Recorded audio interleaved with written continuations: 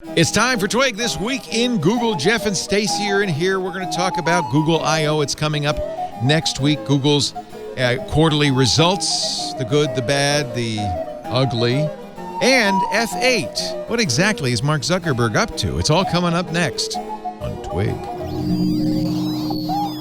Netcasts you love. From people you trust. This is Twig.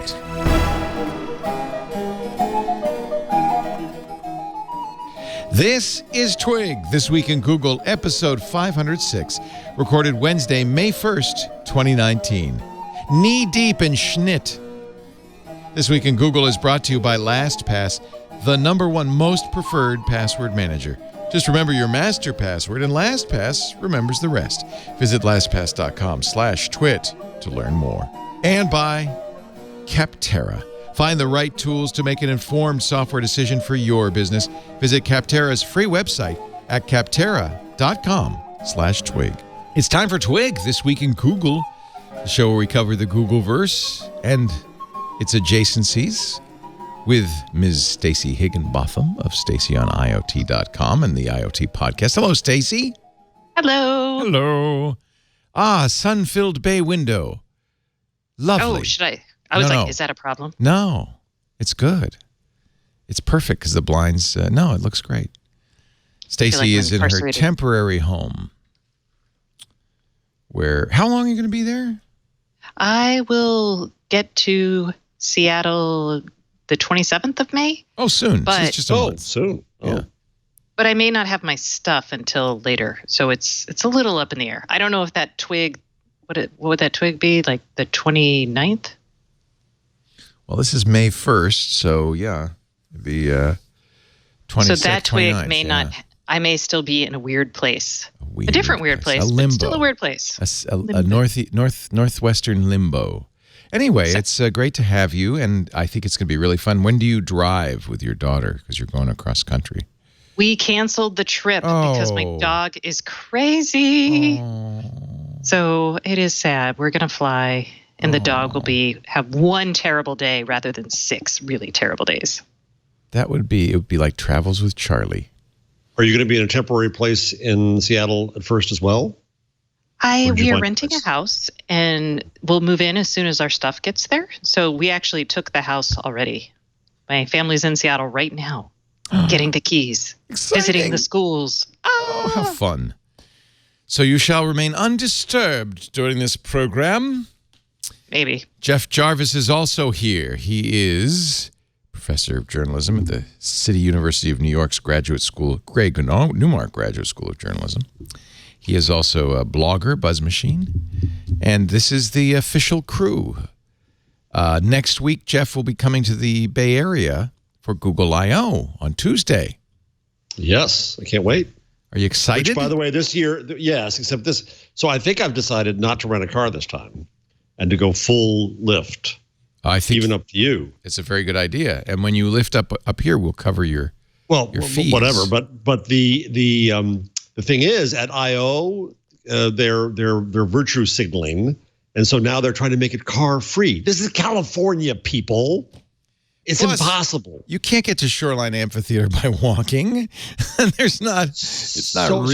If you insist on driving, you're supposed to literally go to San Jose and take a bus. That's ironic because, sure, if you're at Google, you're right next door to Shoreline Amphitheater. You can walk over. But anybody else, it's incredibly So I'm going to have to take a lift, and it's going to take, God knows, the traffic will be worse because everybody will be in a lift. And there's plenty of parking. You could carpool. Tons of parking. Tons. Well, I don't know anybody. Don't take lifts. It would make sense. You save the environment if you take a bus. That's better than taking individual cars. Where do I get a bus? It's not like you have the subway. Yeah, no, there's really no good way. There's a light rail. Can I take the A to amphitheater or the D? I take Caltrain when I come up from the city to San Jose or Mountain View, and then I usually take a Uber or a Lyft from the Caltrain. That's actually not a bad way to do it. Which is nice. I like switched. Caltrain. I have a fairly that's not fair. I have a nothing, because the hotels on the peninsula and the city are just so impossible. First world problem. but I have one near the airport. So I think I'm going to stay there, go down, arrive Monday, go to the hotel, go down Tuesday, Wednesday, go up to you, and back Thursday I fly to LA. So that's my week. Well, here's the deal. To hear. If you're at BJ's Restaurant and Brew House, you take the 55 bus to the 32 that's where bus. I usually go up there. Yeah, and then from the 32 bus, you take the 185 bus, and then you can walk the rest of the way. It's about 95 minutes. I think you're going to enjoy that there. It's a little circuitous, but you can do it. Yeah. The first bus leaves at 3 minutes from De Anza and Mariani. Actually, BJ's is right next to Apple. So I guess that's why they... Yeah, I've been there. And I also... The other one is right across near the airport. I go to the BJ's. So I'm hoping they're going to give you a nice new phone. The Pixel 3a and 3a XL, we are now sure will be launched there. Google has done some, semi-cryptic invitations and things like that. In fact, they're implying that Night Sight will be a big part of this new phone. It will be about $500 to $600. Although the Pixel 3 has been such a poor seller that it's actually possible to get it close to that price as well. Yeah. What's the difference in specs? What are you giving up in this phone versus the full XL? Oh, good question. I don't know. I mean, I could tell you what they haven't announced it. I could tell you what the kind of the rumors are. They'll be plastic. Bezels will be bigger. There's no notch in any of the That's previews. the best selling point I've heard. Yeah. No notch. But that means gosh, big you bezel. notch people. I hate the notch. Yeah. You know who else hates the notch? Microsoft. They've uninvited notch from the Minecraft 10th anniversary celebration. That's a different notch. That's the creator of Minecraft. That was a cute segue right there. By the way, was that a dad joke or a geek joke? No, it was a geek joke, but the notch has turned into kind of a not such a nice person. He's transphobic, he's homophobic, and he is apparently a believer in QAnon. So this shouldn't surprise a lot of us. I have lots of engineering, deep programming people who are very nerdy, fascinated by weird, minute topics, much like I am. Yeah. And then a lot of them are QAnon people. It's weird because, if you were able to sell Stacy on IoT for $3 billion, you too might end up kind of strange. I would take $1 billion, really. $500 million even. Anyway, you're right. That was a bit of a digression. Let's see here. Yeah, I don't see a lot of information about the 3A and 3A XL. You do give up the lack of a headphone jack. There's a headphone jack in it? Yep. Oh, wow. This is selling me way like of crazy. saying that. No notch and a headphone jack? Yeah, that's it, man. That's your phone. That's Jeff's phone right there. And it's Amen. Android. So Qualcomm Snapdragon 670 or 710, those are the lower end, less expensive phones. 4 gigs of RAM, more than adequate. A choice between 32 and 64 gigs. By the way, this is Android Central speculating. 3,000 milliamp hour on the milliamp hour battery on the 3A, unknown on the 3A XL. Same camera as on the Pixel 3. So what's the battery? I'm sorry, I missed that. Well, it's tiny on the Pixel 3A, and we don't know what it'll be on the That's XL. a problem. My battery's great on this one, on the 2. It may be a Verizon exclusive, but as I remember, you're Verizon, right? No, I'm AT&T. Oh, okay. Well, we'll see. We'll see. We don't know what the price really will be. Well, they were not exclusive in terms of they wouldn't do you can only get it at Verizon. They'll still do an unlocked version. It would probably be the exclusive sales. Yeah, well, carrier exclusive. Right. But I'm sure they'll do an unlocked version. Maybe not. Sometimes they delay, Google. they defer that. Sometimes there's like a 2 week. Yeah, they did a 2 week window. Yeah, it was not. I don't know, guys. I don't know because I've always gotten the phone right. I always got every phone, and I've only done unlocked. Okay. I don't remember cursing about that. I've cursed about much, as some of your viewers tell me, but I haven't cursed about that. I'm going to call that your "I don't agree" siren. That's what that was. I was like, "What is happening?" Oh, that's Jeff's "I don't agree" siren. Can you give us your Stacy excited whoop? I have to be genuinely excited to give you a real. Fake it. Oh no. She can only do Carson, I think we have to isolate these things, and you know, I'm you need to be the Fred Norris of Twig. Is there anything else that we think Google I/O will bring us? Any other Any out-of-the-way surprises? None of the stuff I care about is up for grabs. No IoT stuff? No, I mean, nothing that I've really heard about. There may be. I'm trying to... Nope, that's a different thermostat. I was like, that's Ecobee who's making a new thermostat. So, yeah, I mean... There'll be Android Q, of course, the next generation of Android. That's been in beta for some time. Stadia, which they announced to great fanfare, but little excitement. We should probably see something about Stadia. Maybe not, though. I don't know. They announced it at GDC in March, and then dead silence ever since. Of course, we got the Pixel phones. That's about it. This might be a very kind of uninteresting Google I.O. Will they demonstrate Duplex, which was the very human voice that they showed last year and got in a little trouble over? Maybe Duplex will give the keynote. Oh, wouldn't that be cool? Who will not be on the board by then is Eric Schmidt, who is not running for re-election. It's a long history. Yeah, he's going to stick around as a technical advisor, but he will not be on the board. Yeah, that is kind of interesting. So long. Maybe they'll do a little farewell to Eric, because he was the CEO, as many remember, of Google for years. He's been on the board for 18 years. Oh, that's right. There is supposed to be a Google Smart Display. I forgot about that. Thank you. Yes. A new one? A new one. I don't remember the features that it's supposed to have. But I actually love my Lenovo Smart Display. And Kevin loves his actual Google-branded tinier display. So I wish I'd gotten the Google one, because this is a bit big. Don't you think, Stacey? Huh? No, I keep mine in my kitchen/living room area. So it's perfect for a big open space. I wouldn't put it by my bedside table. Kitchen/living room. It sounds like you have a hibachi next to the couch. I have an open floor plan, Jeff. No, I like that. I like that, actually, open floor plan. Eric Schmidt tweets yesterday, after 18 years of board meetings, I'm following Coach Bill Campbell's legacy. Coach was legendary at Apple, early board member and so forth, and helping the next generation of talent to serve. Thanks to Larry, Sergey, and all my BOD, Board of Director colleagues. Onward for me as a technical advisor to Coach Alphabet and Google Businesses Tech, plus DIB and SCAI, Schmidt Futures, teaching, and more. So that's kind of retirement, I would guess. Yeah, but don't forget, he was a coach to Larry and Sergey. So he's got a lot of coaching experience. Yeah. He was adult supervision. I like Eric. And as Robin L. Washington has been appointed to the board of directors. I'm old enough to remember when Eric Schmidt putting his foot in his mouth was worse than Mark Zuckerberg putting his foot in his mouth. Oh, it was legendary. But now it seems so tame. Diane Green also leaving the board. She was CEO of Google Cloud.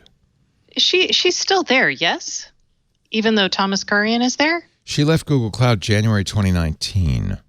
Oh, so she's still not at... Okay. I thought she had stayed there. She is now a CFO at Gilead Sciences, a biopharm. Did they say who's joining the board? Yeah, Robin L. Washington, a recognized business leader. I recognize you, with extensive experience across finance and operations. And she'll serve on Alphabet's Leadership Development and Compensation Committee. Okay, so independent compensation committee. Yep. That's good. And it's a woman. Yep. So silences it mitigates the loss of Diane. So. Yeah. And of course, today's the day that the Google walkout #2 is ongoing right now. As we speak, this is all about the retaliation we talked about last week. Google employees, more than 200 participated in the New York office earlier today. Hundreds of Google employees expected to be involved throughout the day. Sit-ins at offices at 11 a.m. local time. There you go. And basically, this was a sit-in saying don't retaliate against people when they bring up legitimate complaints. Is that what this is? Okay. Right. And Meredith Walker, who organized the first sit-in, said there were tears and talks of unions. Oh, that should send a shiver down the collective spines of the Google executive offices. And their investors. Okay. Yeah. Google says we prohibit retaliation in the workplace and publicly share a very clear policy. To make sure that no complaint raised goes unheard at Google, we give employees multiple channels to report concerns, including anonymously, and investigate all allegations of retaliation. So there you have it. Yeah, I'm sure they have a written policy, and maybe people just don't abide by that. It's hard. It's a big company. Managers have, little fiefdoms. And there's all sorts of ways to retaliate that aren't immediately obvious. And, I mean, people do get defensive when someone says, hey, the way you're doing things sucks. Right. Even if you say it in the nicest possible way. And honestly, when you say things nicely, nobody pays attention. So there's a real fine line, and you're going to probably That's my cross rule it. in life, Stacey. No, joking. Be nice? What? No? No, if you say things nicely, people don't pay attention. I'm just making a joke. Oh, I was like, yeah, okay. Somebody on the show came after me for being liberal, complaining today. So I'm just deciding to play true to form. Well, Jeff, we cannot say that you're not liberal. I think you own that, right? Yeah. I don't think that's a bad thing. And snitty, yes. What was Barr called? What did Barr call? I think he called Mueller's letter snitty. I think it was. Oh, snitty. Lord, Snitty. A bit snitty. Snitty. A bit snitty. So I'm quite a bit snitty. Because people call me snitty. Snit. That makes me snitty. You're in a snit, my friend. I've never heard the adjective snitty. Well, I've only heard being in a snit. Brian Williams said it was related to snooty or snotty. No, it's related to snit. Here we go. Yeah. It's a Germanic noun coming from the apple. Schnitty. It's a noun. Okay, Jeff, you'd know this. It comes from an apple slice. The word for apple slice in Schnitt. German. Yes, a cut. The Schnitt. A Schnitt. But it didn't help etymologists much, according to Merriam-Webster. In fact, it just gets them into a snit, or state of agitation. No matter how they slice and dice the word snitty, they can't get to its core. All we know is that snit was being used as early as 1939, and snitty appeared some 40 years later, and both words are mainly used in the United States. It was brought back today hilarious. by our... Yeah. It's a Schnitt. You got a little Schnitt. Disagreeably ill-tempered. Ein bisschen schnitty. I can see that. You schnitty liberal, yo. I wish I could read this story in the Financial Times, but it's behind a paywall. The Cost of Being Woke, Google edition. Yeah, I did want to read that. Is that Who read FT? it? Oh. Yeah. Well, I put it up there. Clearly, it's a Jeff, because Jeff gets everything. You have to synopsize for us. What is the cost of Now I being got to woke? remember. $1.50. Oh, I know what it was. Now I remember. So, part of the finances for Google this time apparently came off of YouTube, and part of what's happening at YouTube is they're trying to get rid of a lot of bad content, and that's having a business impact. Yeah. Oh, yeah. It's basically the same thing that happened to Facebook when they de-optimized advertising. Right. So, yeah. I really feel like we're entering an era, and we have the ability now with, the ability to gather data, analyze it quickly, to optimize intensely for the wrong things. We optimize for profits, which means we're going to, boost engagement. We're going to do whatever for profits, and then we're going to do that really well, and then we're going to have all these unintentional side effects. So it's really time for us to sit there and say, hey, Wall Street wants us to optimize for profits, but that has unintended costs that we can actually see. And it's time we start taking account of those. And we have that ability with technology. We just have to start writing the algorithms for it. And I don't know why this is such a controversial position. We've always talked about like externalities, right? So pollution, that sort of thing.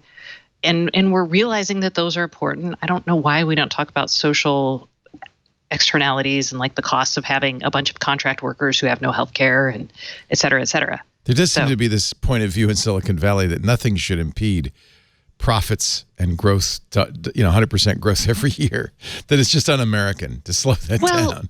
The venture world and model is very much predicated on growth, not necessarily revenues, until you become public, and then Wall Street's demands for take over, profits take over. Yeah. So it's very short-sighted. It's very frustrating, and I want to just smack people.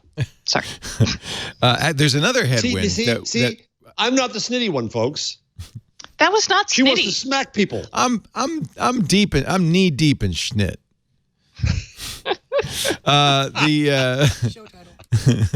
Stacey's going around slapping people, for God's sakes. She's not slapping people. She's slapping ideas. She wishes she could slap you. Yes, I know. And she can't. Wait, I never said that. The other headwind that these companies are going to start facing, remember, Facebook took put aside $3 billion for upcoming, they felt, EU fine of $3 to $5 billion. Facebook is not alone. Oh, it was FTC. That's right, FTC. Google's putting aside $1.7 billion for the EU. Pipers. Oh, the EU, yeah. Yeah, well, but they're not done with the EU. So this was part of Alphabet's quarterly earnings report a couple of days ago. I guess we could call that an externality right there. Yeah. The lack of privacy. Now that's the cost right price there. You pay. And should it be higher? I don't think it's the end of it. I think that these companies are going to continue to face these kinds of fines. But maybe they hope it's the end. Tough quarter for Google, actually. Alphabet reported nearly 15% increase in advertising. Shocking. Jeez, how dare they? Revenues of $36.3 billion, earnings per share of $9.50. Company stock went down almost immediately by 7%. Here's Google's canned statement. We delivered robust growth led by mobile search, YouTube, and cloud, with Alphabet revenues of 36, blah, blah, blah. I mentioned this. That's up 17% versus last year, or 19% on a constant currency basis. That's pretty good. This is Ruth Porat, CFO, speaking. We remain focused on and excited by significant growth opportunities across our business. The real problem was Google's facing more competition in advertisement, and its other bets, which are funded through ads, are also draining the gas tank a little bit. So here's the question. Go ahead, Stacey. You first. Oh, I was going to say, yes, with Amazon, the advertising, I mean, if you look at it in the context of what's happening up in Seattle with Amazon, Google does look like an also-ran. God, that's sad. Go, Jeff. That's really sad. I keep wondering, and I say this as somebody in the media business, and I have Google stock, as I've mentioned before, so I like their benefit. I wonder whether, even though Google and Facebook took advertising away from media, in media's view, that was ours, you took it away. How long for the world is their kind of advertising? I talked about this forever. Yeah, because if you talk about things like search via voice, right? And Microsoft actually put out a report last week all about voice search and what that means for how to advertise on that.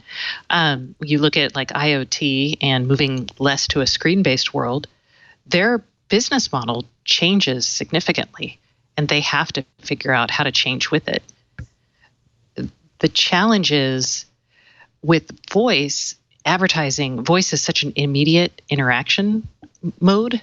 Advertising feels jarring, which is why you're going to see them focus on products that do require screens. So things like recipes, things like maps, again, email, docs, etc., those kind of things. Yeah, maybe. I feel like, and I imagine Google's thinking about this and being very careful about this. It's very easy to cross the creepy line in the home. So I think that's one of the latter places we'll see like true advertising, if that makes sense. Right. So that's one factor. I think you're right, Stacey, and I want to explore that as voice. I think there's other factors as well. I think that, for example, privacy is going to be an issue. The advertising has to become more targeted. The more targeted it becomes, the more it bugs people, the more it's going to cause problems. That's one factor. Another factor is the Amazon experience, that you can start making your own products and don't have to advertise them if you have that kind of platform. So I think there's various factors that affect just simply abundance and an ever decreasing price and an ever increasing desperation and irritation. So those are other factors as well. Let's go back to the voice. If you were to say that now voice interactions versus textual interactions are, forget video because that's passive. So let's just say things you're interacting with, which is your point with voice. If today that represented 0.01% of interactions, where does it go in 2-3 years? How much is this going to grow, this voice thing, in your view? Let me pull up the Bing voice report, because literally this is part of they talk about. I'd be very impressed if you pulled it up with your voice. that would be awesome. But you wouldn't be using Bing if you did. I am not using, Cortana. Actually, who was using? Someone used to use Bing. Anyway, it's I telling. think Amazon used to use Bing, actually. In So did Yahoo. its Yeah. searches. So it's very telling that Microsoft announced on its quarterly results a week ago, they're renaming Bing to Microsoft Ads. Huh. Not the search Bing, but the Bing Ads. Oh. So in terms of how people are interacting with voice, Yeah. they're using it mostly with the digital assistant. And this is a survey. So it talks about 72%. If you scroll down to page 9 of this report, you're going to see the thing I'm looking at right now. Wow, they're showing a Facebook portal. Yeah, that's weird. Oh, we just took ours apart because we couldn't think of what else to do with it. That's probably the most benign. This is such a new Microsoft. The very first image is Facebook portal, then Satya Nadella. All right, here's page 6. Oh, you want to go to 9. Okay, here. Oh, there you the go. CEO Boom. Right there. screaming on No, the go stage? right there. How are people engaging with voice? Go ahead. So Well, that's how this is the people are percent using of the 0.01%. Yeah. Well, I think it's 68% of people have used a digital assistant. So, And that's the vast majority of people using voice are doing it with voice search with a personal assistant. 72%, 35% through a speaker, 36% to a TV or smart home device that's not a speaker. Oh, I'm surprised at that. Yeah, almost a third to a vehicle. And that then, I would think to be more of. Yeah, and 52% of their interactions are voice skills or actions through a smart home speaker, like, for instance, "Hey, Cortana, play Morning Edition," which I can, by the way, say out loud because I don't think anybody in our audience is actually going to be affected by that. The most popular digital assistant may be different than you think.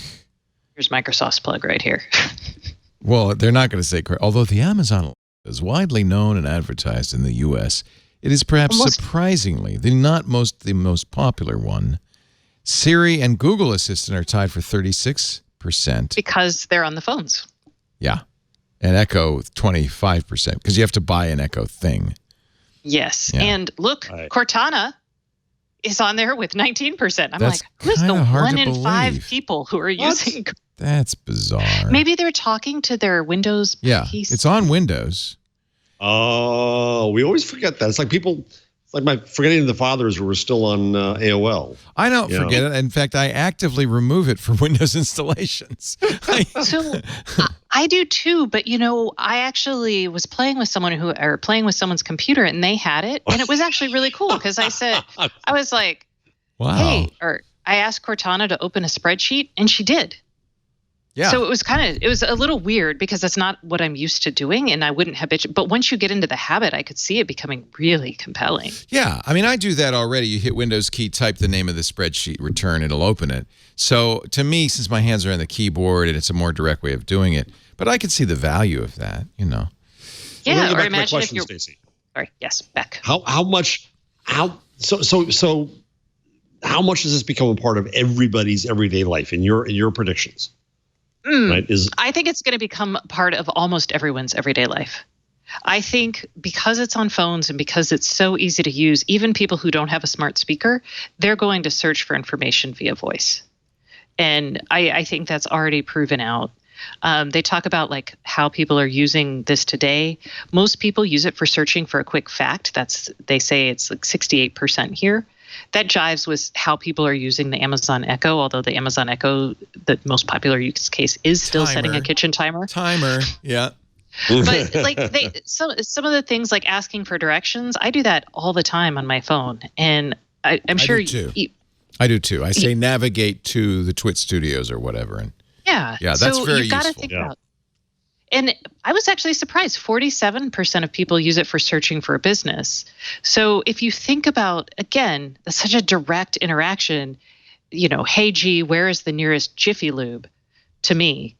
There's a lot happening in the back end, and the voice comes out with, it's 14 miles away. Do you want me to navigate to you or navigate to there? And you say yes, and then poof. All of that has happened without a chance for an ad, right?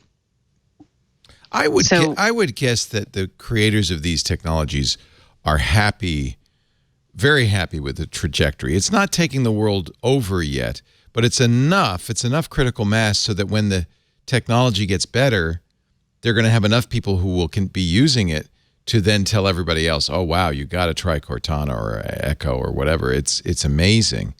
Smart home speaker ownership rose here you go. Significantly. Yeah. Look at that. In 2018, ComScore says that 50% of all searches will be voice searches by 2020. Yeah. Wow. Do you believe that? Yeah. I do, actually, because I search for data probably equally via voice and via I actually think that might be low. And do you prefer the results on screen or on voice? Well, I pick voice for things that I know voice is good at. So I search for quick facts and things like that on voice. Like, this is such a Microsofty report. 75% of households will have at least one smart speaker by 2020. Next to it is the Harman Kardon Echo or Invoke, which I have, but very few do. In fact, it looks like only about 5% of the population intend to buy one compared to 43% for the Echo. Big drop for Google Home, which is kind of surprising, from 58% to 17%. This is planned to purchase. I can see that. I think people went out with Google because they were waiting for it. There was pent up demand, and I think once people had it, they were like, "That's good." Yeah. And it doesn't really have the mind share that others. Echo really is winning in this. I want to see the percentage of people who read this report and thought that was a picture of an Echo. I did. Yeah. I thought it was the Echo Plus. Carson, I didn't even realize the that. percentage of designers. Well, maybe it is. Am I wrong? Maybe it is an Echo.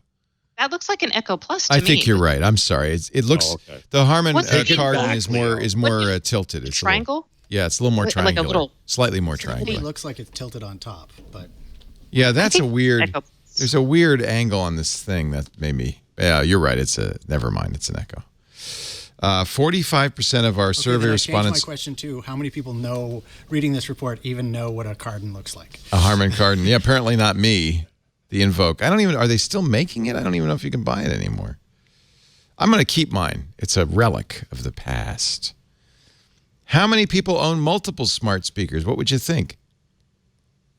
59% only own one. 30% own 1%. 2. I'm in the 1% too.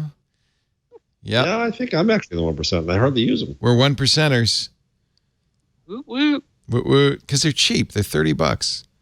Although right now in my 1,000 square foot apartment, I only have 3 assistants. Yeah, because you're not so far, you're never too far from any one of them. 80% of users reported being somewhat or very satisfied. See, as that number goes up, I can't go up much, but I think it's the somewhat satisfied turned to very satisfied. That's when you're good enough that you're going to have critical mass so that can really happen. And we're definitely past the early. We're in the early majority or past it. Yes, that's right. Here's the technology. This is actually a graph you could use for other stuff too. Technology adoption life cycle market. You got your innovators, us techies. That's us. We try it. Early adopters, visionaries get ahead. That's 13%. Then the chasm, but we've bridged the chasm because we're right here in the early majority, 34%. Late majority, 34%. Laggards, 16%. So you've got techies, visionaries, pragmatists, conservatives, and skeptics. Isn't that an interesting? This is good. Crossing the chasm. I think we can say safely that voice assistants have crossed the chasm. Now they just have to get better. That's a good report. Thank you for bringing that up, Stacy. Yeah, that's very interesting. I am full of reported information. Yeah. Going back to Alphabet's earnings, one of the reasons they're doing these new Pixel 3 and 3A so early is because the Pixel 3 seemed to be kind of a flop. Sundar Pichai cited year-over-year headwinds. And the market, by the way, responded. Google's stock, I should show you the graph. Oh, my gosh. It's kind of I mentioned earlier I have a little of the stock. Well, get ready. Hold on to your hats. You see that big drop right here? That's when the quarterly results came out. They dropped from a peak of $1,287.58 to $1,183. That's not a huge drop. No, you'll be all right. You know. I mean, in the long run, that's why I was bringing this up, though. I think that Google and Amazon are really smart companies. I'll start there. And I think they're going to have a long future. But, you know, there was Microsoft. There were others. I still think, but that's why I'm wondering if the ad-based business for Google is more challenged than we know today, and they're so dependent, and same for Facebook. I was thinking about Facebook today, too, and I don't want to get into the whole. Well, actually, I do, because let's talk about FA. Actually, let's take a break, and I would like to. Yep. Because the Facebook Developers Conference was yesterday. We agonized over whether to stream it and decided not to, because we're streaming Google and Microsoft events next week. But I couldn't bring myself to do it. But there were some interesting things. Yeah, and you watched it, so you're going to be our report in just a second, okay? We'll continue with This Week in Google. But first, a word from Lastpass. This is really more like a public service announcement. If you're not using the Lastpass password manager, do start right now. Every security expert agrees. So, first of all, we should say, just to make you feel better, this passwords thing is way out of hand. Passwords suck. Having to remember thousands of passwords is just not possible. And, of course, it leads people to do dangerous things like reuse the same password over and over again. Use memorable passwords. Usually memorable means easy to guess or easy to break. So if you're using your kids' birth dates and your dog's name, you need good, long, strong passwords no one could remember. And then you use LastPass to keep track of them. LastPass will generate them. And then you unlock that password vault with one long, secure master password. And then whenever you're using Windows or Mac or iOS or Android or Linux, it'll just fill it in for you. I've installed lately a bunch of new systems. And, of course, the very first thing I install is LastPass. That way I can log into everything else, get everything else set up. LastPass is amazing. Really important if you're a business. Because maybe you've got your password hygiene under control, and I'm sure you do if you listen to our shows, but your employees probably don't. We know more than half of all employees share passwords, sometimes even with people outside the company. They put Post-it notes on their monitors so they can remember them. They think up bad passwords. LastPass fixes all that. We started using LastPass Enterprise at TWIT some years ago. I've been using LastPass for almost a decade, since they started. It lets us manage password security. We have complete administrative oversight. We could do things, for instance, there's like 100 policies that you can configure, including requirements for the master password and requiring two-factor, which we do. You could even use, LastPass has its own authenticator app, but you can use a YubiKey or Duo Security, Google Authenticator. You get to choose, and I think that's really a great way to make your stuff more secure. If you're in the cloud, you've got lots of passwords that hold the keys to your business. You need to protect them with LastPass Enterprise. There's LastPass Teams for smaller companies, teams of 50 or fewer. LastPass Premium for individuals. And at home, we use LastPass Families, which has some nice sharing features, as does LastPass Enterprise, that let you share passwords with your spouse or your other family members very easily by just putting them into a family folder. I also use the one feature of LastPass Families I really like, emergency access. So if I should become disabled or pass away, my wife would get access to my passwords after some precautionary things. And I think that's really important. Really, really important. You got to try LastPass. 13.5 million people use LastPass, tens of thousands of businesses. Visit lastpass.com/twit. This is probably the single most important thing you'll hear today. If you're not using LastPass, get to lastpass.com/twit and protect yourself, protect your company. lastpass.com/twit. We thank them for their support, for providing a great product. And we thank you for using that URL, showing your support for This Week in Google. F8 was yesterday. I saw a little bit of Mark Zuckerberg. He doubled down, Jeff Jarvis, he doubled down on his privacy plans. Which actually bothered me. So there's an image of him under the sign, "The future is private." Yep. That disturbed me because what I've been fearing is an internet that we all go into our turtle shells. And I understand why Facebook's doing it. I understand why he's saying it. I get all of that. And a full disclosure is that I raised money for my school from Facebook. I am independent of Facebook, received no money personally from any platform. End of disclosure.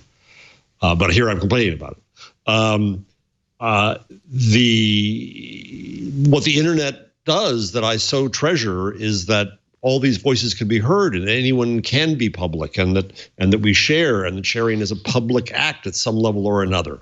And that's why I've celebrated Facebook and Twitter's existences. And I don't know what Facebook is going to do with the core of Facebook besides take away the blue, which we'll get to in a minute. But I do worry about the world we heard about here, which was that everything is locked down in private. Everything is temporary. That we lose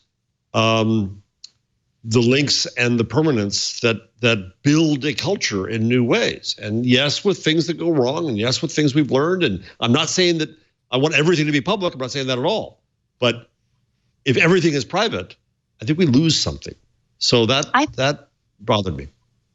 I think if you go beyond Facebook, though, these same avenues exist. You could create a WordPress blog to make things public. And it's Facebook, if you think of it, a better analogy may be like the conversations you have with people on the street that you meet. So imagine the public square and you're talking to them.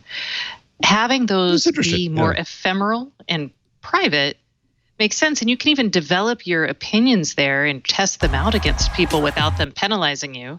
And then you can go and write a blog post and post it on Medium. Like, I still feel like there are plenty of avenues that are still accessible to lots of people that give you, because Facebook was trying to be both things. And what it discovered is it couldn't be both things, because no one tries out their public opinions unless they're a teenager in front of everyone, right? That's not a sophisticated way to develop things. Or you. Let me play and I think, go ahead. And I think this is actually a really good move because it makes it safe for people to explore, and it also helps protect young people from being penalized for things they said or did, and even older people that they said and did when they were, younger and stupid. I mean, that's a good thing. And there's still those avenues. Yeah, I don't disagree with that, Stacey. I just think that we haven't yet fully explored. So, I mean, and yes, I think you need those spaces, and maybe Facebook was the wrong one, but let's just say that Twitter did what Jack has been talking about and goes to subjects, not people. Then, my now hackneyed, because I've said it so often, example, but how do we get then the coalescing that occurs, the gathering that occurs around Me Too or Black Lives Matter or Living While Black? How do we get Ferguson, Missouri? How do we get those moments when voices who were not heard can now find an audience they don't know, which is the point of being public. Right. And I think there's two things happening. I think there is a cultural shift, and journalists are looking at places that are not just quote unquote the mainstream media. And I think we've brought in more voices to journalism in general, which is good. And I do think that there are plenty of, like, a Medium post can help draw attention to things. I think Twitter still, Let's hope that that doesn't go away. If it does, I think those things will still develop, because I don't think we can turn our backs on most of the population, right? I don't think we'll be able to. I hope not, anyway. Maybe I'm too naive. Yeah, it's not I like either blogs still, or. It isn't an either or. There's going to be plenty of conversation in the public square. I just think it's nice to have the option to really be private, if you want to. You're saying everybody should be private by default, or public by default? But that's what he's saying. No. I'm not saying that. Please don't put me in that position again. No. But Mark was saying that it becomes private by default, which is the right default. Well, but not just default. He's saying the future is private. The Verge did a 12-minute cut down. I won't play the whole thing, but here's a little cut down, at least of the beginning of Mark's comments at F8. Let me turn on the sound. Hey everyone, welcome to F8. Today, we're going to talk about building a privacy-focused social platform. Privacy gives us the freedom to be ourselves. So it's no surprise that the fastest ways that we're all communicating online are private messaging, in small groups, and in stories. This is the next chapter for our services. I get that a lot of people aren't sure that we're serious about this. This is awkward. I know. Do you think the laughter was written into the script? It did not seem organic. Poor Mark. I don't actually feel bad for him. I'm just like, he's an awkward individual. He's power to him for starting a company so he could be that. He's acknowledging that nobody really believed him when he said, we're going to go private. Yeah. And good on him for acknowledging it. Yes, exactly. It was necessary. That we don't exactly have the strongest reputation on privacy right now, to put it lightly. But I'm committed to doing this well. And this vision is based on 6 principles. First, we're committed to working openly. Now, second, we're taking a more proactive role. This is a supercut, in making by the way, so that's why it's a little disjointed. We're taking a more proactive role in making sure that all of our partners. Hold it for 1 second, Leo. What was that cheering all about? So that was developers seeing themselves on the screen, right? But that was also funny because Mark was about to say, well, we're cutting back your power as developers. So he says, well, the response doesn't match the words that I'm about to say. Oh, boy. Sure. It was funny. Their PR and marketing people are great. We're taking a more proactive role in making sure that all of our partners and developers use our services for good. We're also building out. What were you saying, Stacey? Oh, I was going to say their marketing and PR team are excellent. in terms of that juxtaposition. Yeah. A lot of deep technical infrastructure and replumbing the whole infrastructure that we build for this company to support this privacy vision. It's not going to happen overnight. So let's start with our messaging apps. So we don't have to continue through this. No, we don't know. By the way, just a little side note here. There's back screen color, does that thing where the screen color changes. Yeah. There's about 20 seconds where he's in front of a green screen. Oh, so if you want to have fun. Get ready, memesters. Yeah, exactly. Get ready. So one thing that got a lot of attention is the new look Facebook, which has, as Mark said, did you get it yet? Hardly any blue. I don't have Facebook. Oh, that's. I have to say, this morning I thought, well, I should log in and see it, and it said, "We don't. Who's Leo? Who are you? We don't have an account for you." So it's gone now. But this is what it'll look like. I think that's a much better look. I guess it is. What cracks me up is. So this is a big thing back in 2000 and I think it was 9 when Facebook launched their Open Compute servers, the first hardware that they built. And the whole goal of it was to reduce the cost of running their servers, right? They actually made a decision to use blue LEDs, even though they were 7 cents more expensive because it was Facebook Blue. Right. So I'm like 10 years later, they're like, okay, we're going to get rid of That's that. Facebook. Yeah, he laughed. Zuckerberg laughed on stage about how we're even getting rid of the blue. I think this is the fine, good hand of Fujisimo. No in charge of this feed. Notice the very front and center groups. Stories, by the way, which is straight out of Instagram. In fact, this middle thing looks a lot like an Instagram feed. Mm-hmm. But groups, and what other big social network pivoted to groups all of a sudden. Communities. Think. How did that work for Google Plus when they did that? So groups are groups are already big here. Yeah, Facebook groups. And groups could be private by default. He said something that surprised me. He wanted you to be able to share your health information with a health provider privately through Facebook.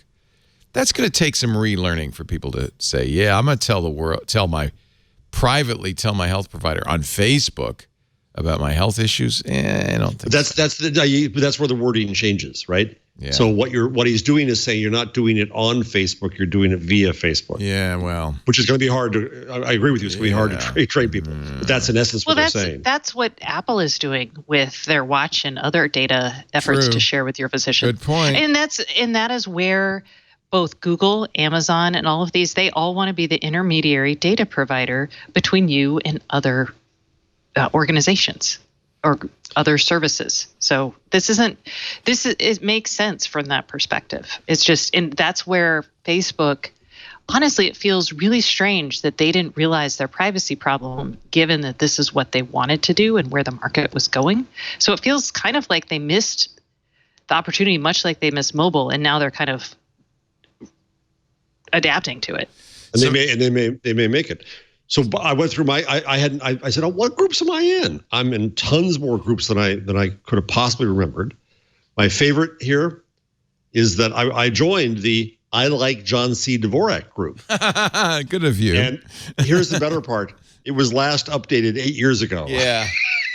A vibrant, growing community on the Facebook. This, somebody pointed out in the chat room, has no ads on it. Is that going to be the future of Facebook, the no ad? Well, no. This is actually the wrong thing to look at because they're not even coming out with this web version for quite some time. This is a mock-up. Okay. What they're out with today is the mobile version. Okay. Well, I'll just have to trust. I don't think they have an image of that since you can't show us because you are. Let's see. Snitty, snooty, and snotty. Oh, I'm happy not on Facebook though. That's Snit, snoot, snot. I am very happy. Show title. Let's see. Since I'm trying to find the mobile design. I still like knee deep in snit. I know how they're going to make their money back, though. They're turning Facebook back into a hookup app. Facebook's adding secret crushes.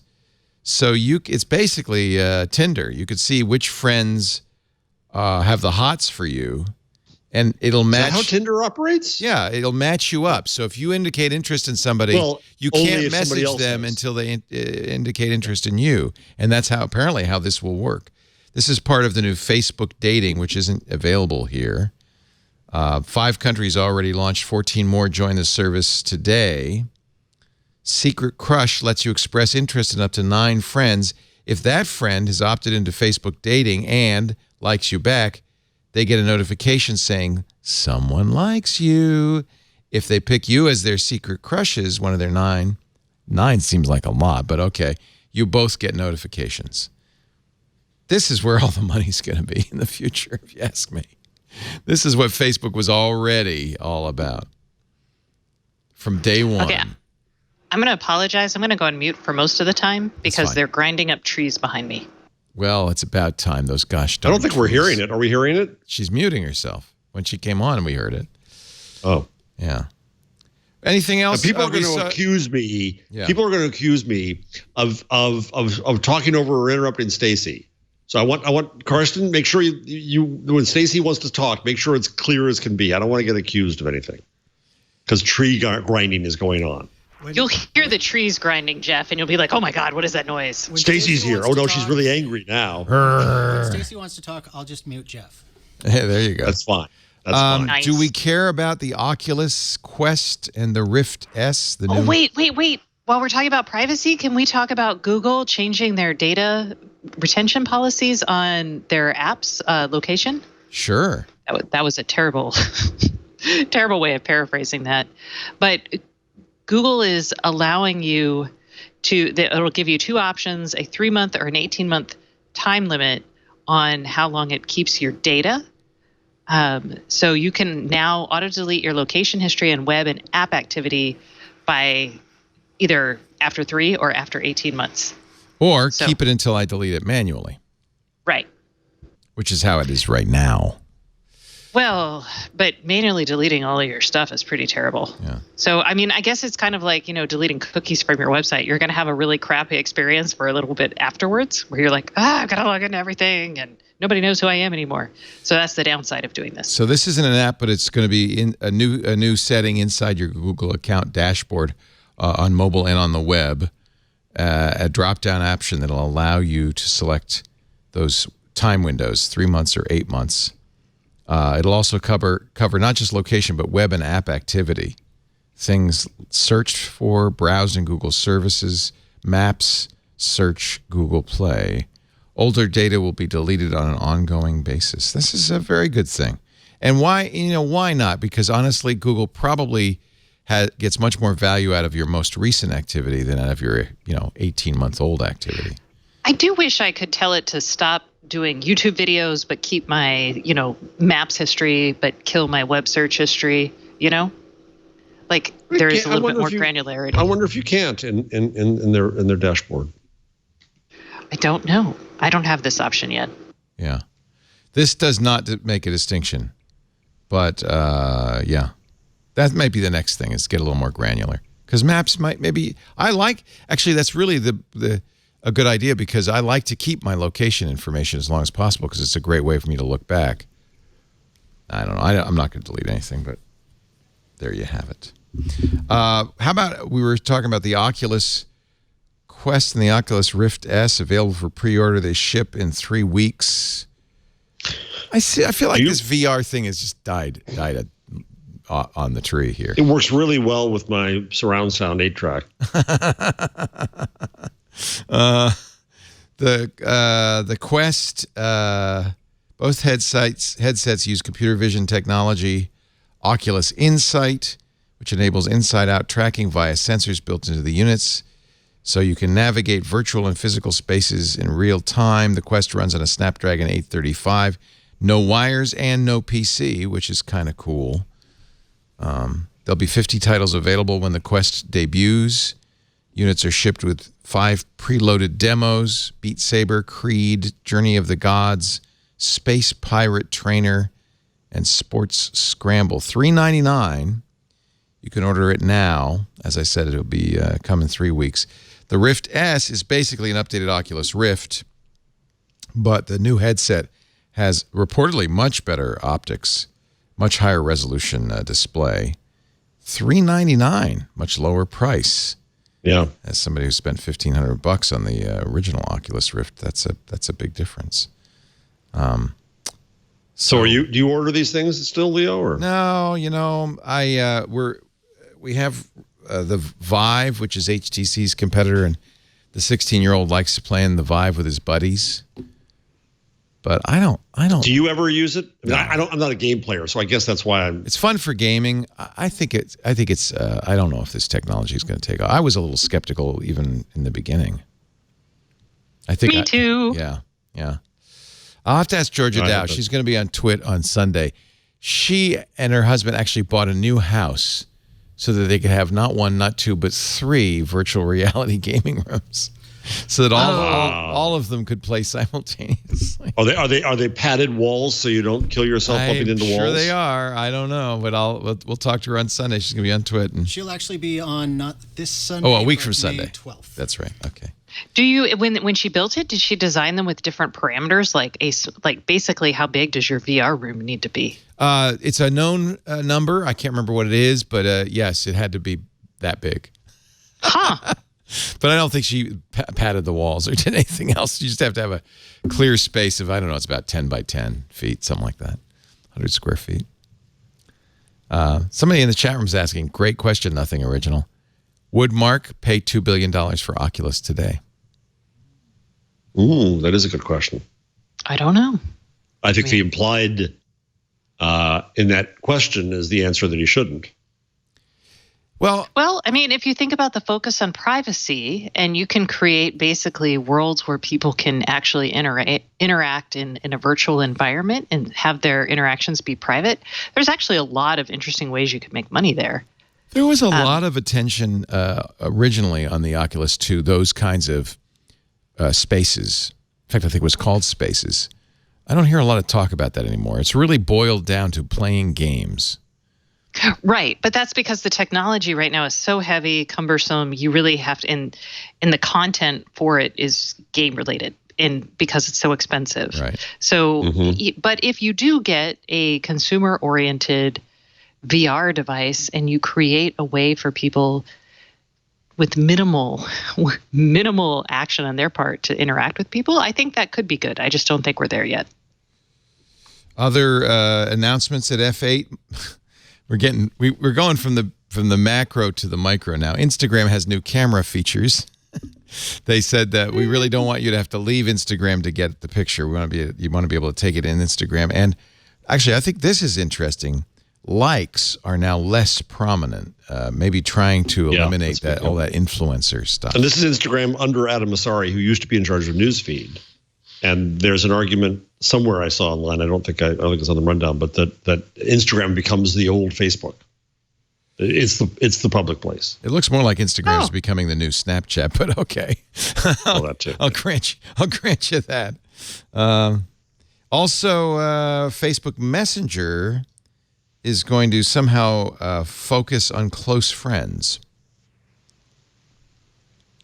Because you labeled the people in your family unit like close friends, or because nothing's public. Yeah. So it's really a one-to-one.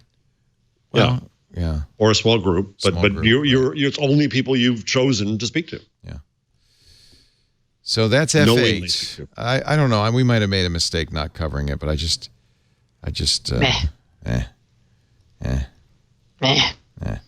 think there's kind of a fairness question. They're a big company.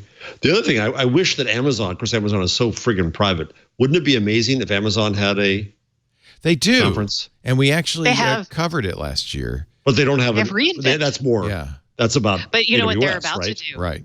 No, in June they're going to have something called Mars. Oh, Remars, which is going to be AI, robotics, and whatever the M stands That reminds me, when's my racer coming? I think it's pretty soon. Oh. Yeah, I'm very excited. You need to replace your bankrupt robot? Oh, the Anki Cosmo. Isn't that sad? We had Kevin write about what's going to happen to Anki and how this is sad. He's very sad. He picked the best picture for the story. So Anki, which we covered quite a bit from the very first when they had a race car that followed a racetrack using cameras. It was a lot of fun. Then they came out with this little robot. You see the kids staring at it. It looks like a little mini bulldozer called a Cosmo. There were 3 generations of Cosmo. We reviewed all 3 and loved all 3. So most recent one you could program with Python, and it seemed to have a lot of nice features. It was expensive. It was several $100s. And apparently the market just wasn't enough. So is this the robotic Theranos? So no, because they had a product. They actually shipped. Big difference. I don't. The way it went down, it sounds like, okay, this is just me, and because I was at GigaOM and that shut down. So these abrupt shutdowns are weird, aren't they? Yeah, I think what happened is an investor backed out. It looks like someone either called something in, like a debt in, or an investor backed out at the last minute, leaving them. They had $200 million in VC. Well, they also had $100 million in revenue from 2017, which was before Vector was launched. Right. So if you've got that much revenue coming in, I don't know I don't know if they were profitable at all, but that's not a small business. So, the company basically said on Monday, they were like, okay, yeah, we're shutting down on Wednesday. You get a week's severance. Yeah, it's wild, isn't it? It means they had 0 runway, or they were running out of runway and didn't tell anybody.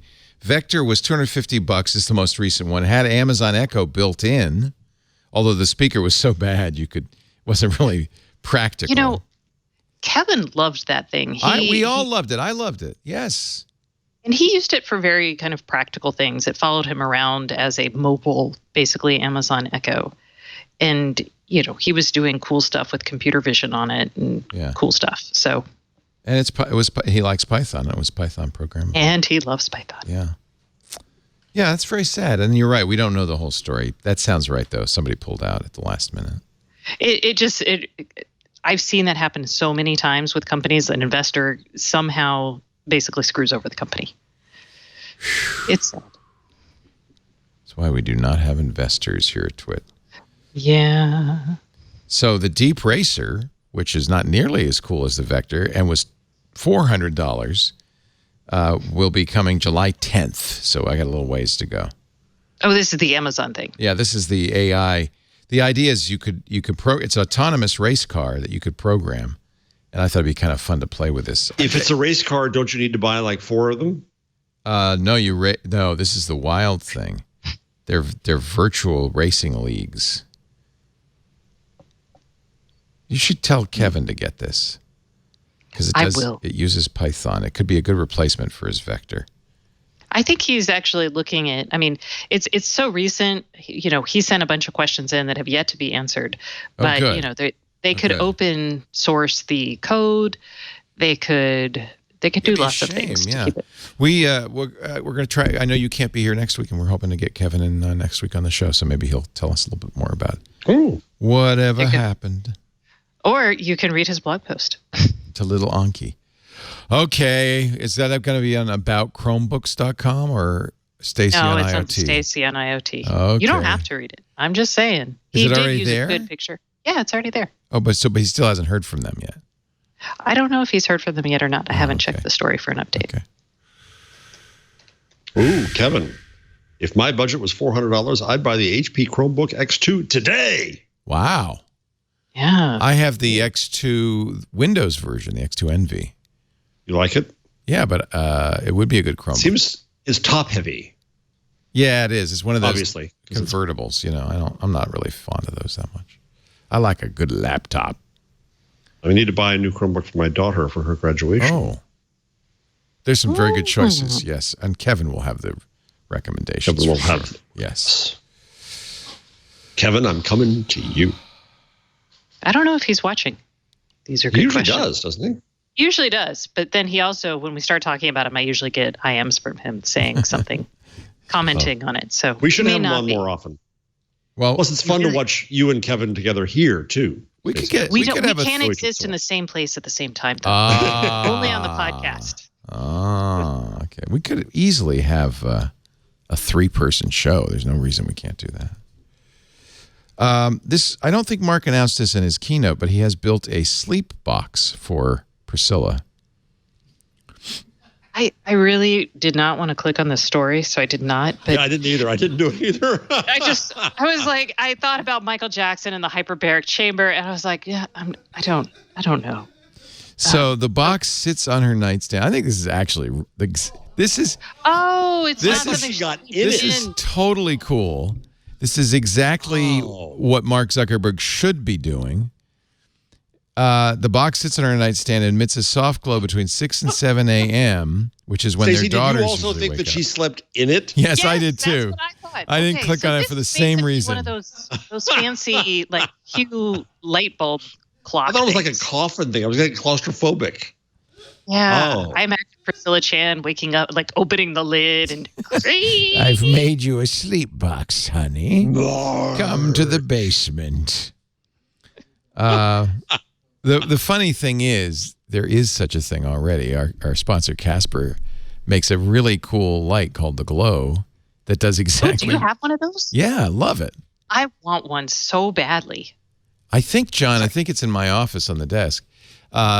You set it to what time you want to wake up, and it's dark, but then it slowly raises the light. Dozens of these. It also has a light bulb. It has some interesting... They pair, so you can have multiple ones, and they have some interesting... other features, like if you go to the bathroom, you could pick it up on its charging stand, and it will glow very dimly as you walk to the bathroom. It's like a candle, but it'll glow, and then you go back. Also, you can twist it. So, Mark, you didn't really need to. I don't know why he did. Maybe he wanted to save the $100. He can be kind of cheap. It probably cost him $10,000 to build Priscilla's sleep box. That is a very well done executed box. Nice. I mean, it's very pretty. Now that I know probably it's not a coffin, use I feel his better. staff woodworkers. You think he didn't build it himself? I would hope he'd build it himself. This kind of thing. If he kills things, he builds things. Yeah. Yeah, that's right. That's the old saying. Well, no. If you kill things, you build things. It's just right. It's the only. So this is actually the Glow has a really clever technology. So that's the charger. So it only has one charging pin, and on either side there's this circular conductive ring. So any way you place it on the stand, it will charge. And if you turn it, it turns the light up or down. Oh, Yeah, it's really well designed. It's really clever. It's also the battery's dead. I'll charge it up, and we'll set it to glow slowly. So Zuck got 478,000 likes on that Instagram post. Why is there a Sharpie sitting next to the box? That's just, the kids are going to come in and draw all over it, Mark. Maybe that's the plan. I think in Silicon Valley, there's a rule that you have to have Post-its in every room. Oh, yeah. In case you have a... design thinking moment. Yeah. Once the light has started, New technology has propelled... Just take a quick sniff of the Sharpie to wake the rest of the Karsten, I don't know. He's being snitty today, Karsten. They're huffing Sharpies to wake up. I'm pretty sure, isn't she a pediatrician? She's probably not for that. Huffing Sharpies. I don't know. Maybe Mark will start talking about his woodworking on his podcast. I would if I were him. Are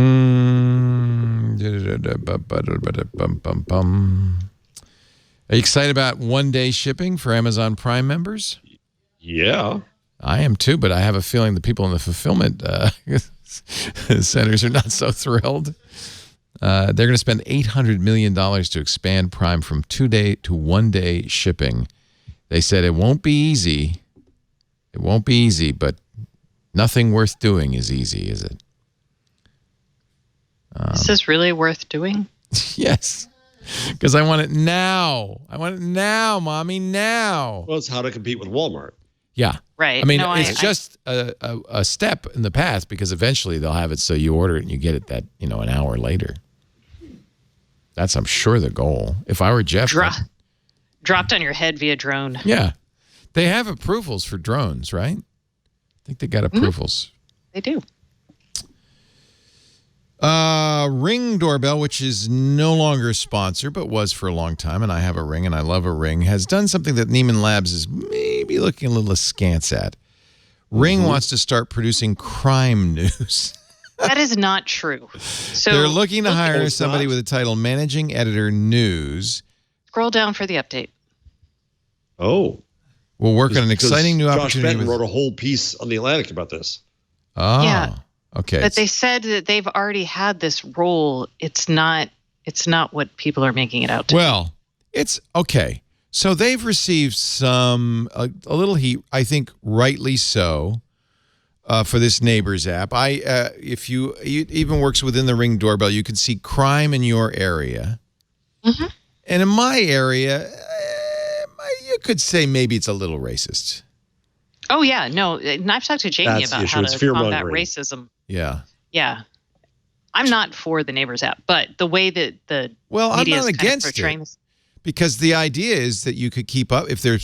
We often have package thieves as well. And if there's a package thief in the neighborhood, people share it. So I think it's kind of useful. I just throw out the stuff where, what's that Chinese lady doing? Although there was a weird one. There was a really weird one. Actually, it tracks you in the same way the police blotter of a small town newspaper is attractive. There was a weird one. There was a woman, older woman, 70s.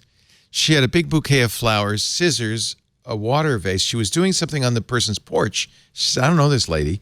The lady looks up, sees the Ring doorbell, flips it off, then gathers up the flowers, the scissor, the vase, and leaves. And they're trying to figure out. Finally, somebody said on there, I know this lady.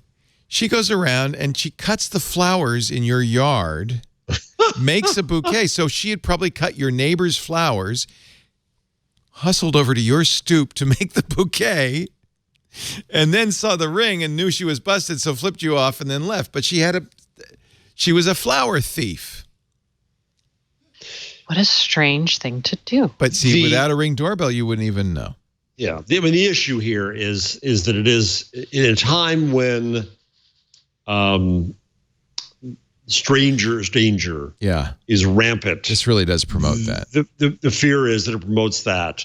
And Josh Benton, who's the editor of Neiman Lab, who's really, really good, his argument, I think, if I got it right, is that a company that sells devices to deal with this, to call themselves an editor or journalism or news is a bit of a conflict. Now, interestingly, when I was in the UK last, I saw Ring being advertised. None of that scare stuff.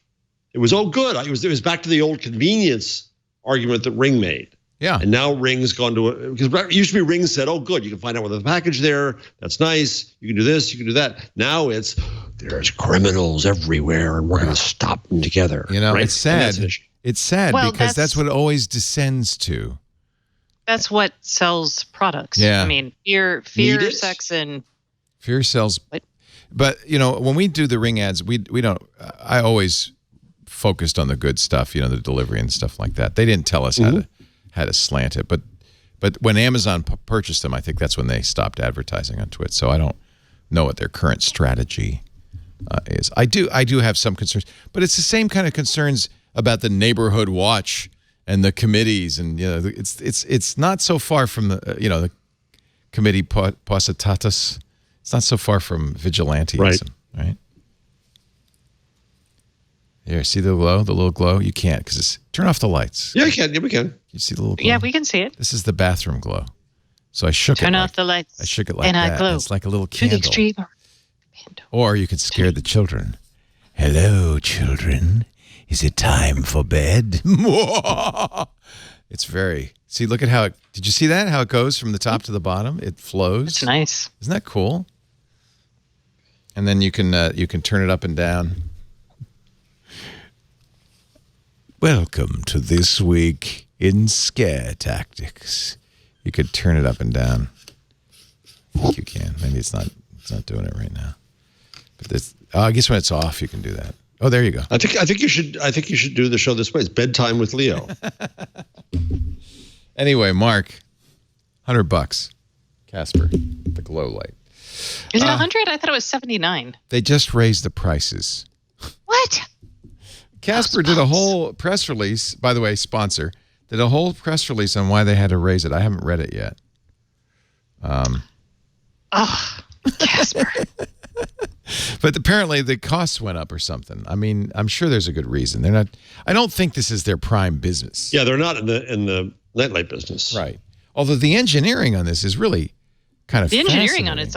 I posted a Bolt Innovations did a teardown on this. And it was actually really interesting. Wasn't that great? That's actually why I got this. Why I said, wait a minute, that's cool. I got to get it. It was $89. It's now $129. Waha! Yeah. Sorry. Costs associated with making the product have gone up since our last production run. They probably priced it optimistically in the first place. Price to sell. I think $129 is not out of the market particularly. I mean, can you read by it? Yes. And it's battery powered, so it is actually great for blackouts. You know, it's an emergency light. If I could read by it, then yes, $129 for a bedside table lamp is fine. But if I can't read by it, there's an app and all that stuff. I don't need an app. I hate apps. I'm so over apps. I got so many apps. So many apps. Let's do the Google Changelog. Speaking of apps. The Google Changelog.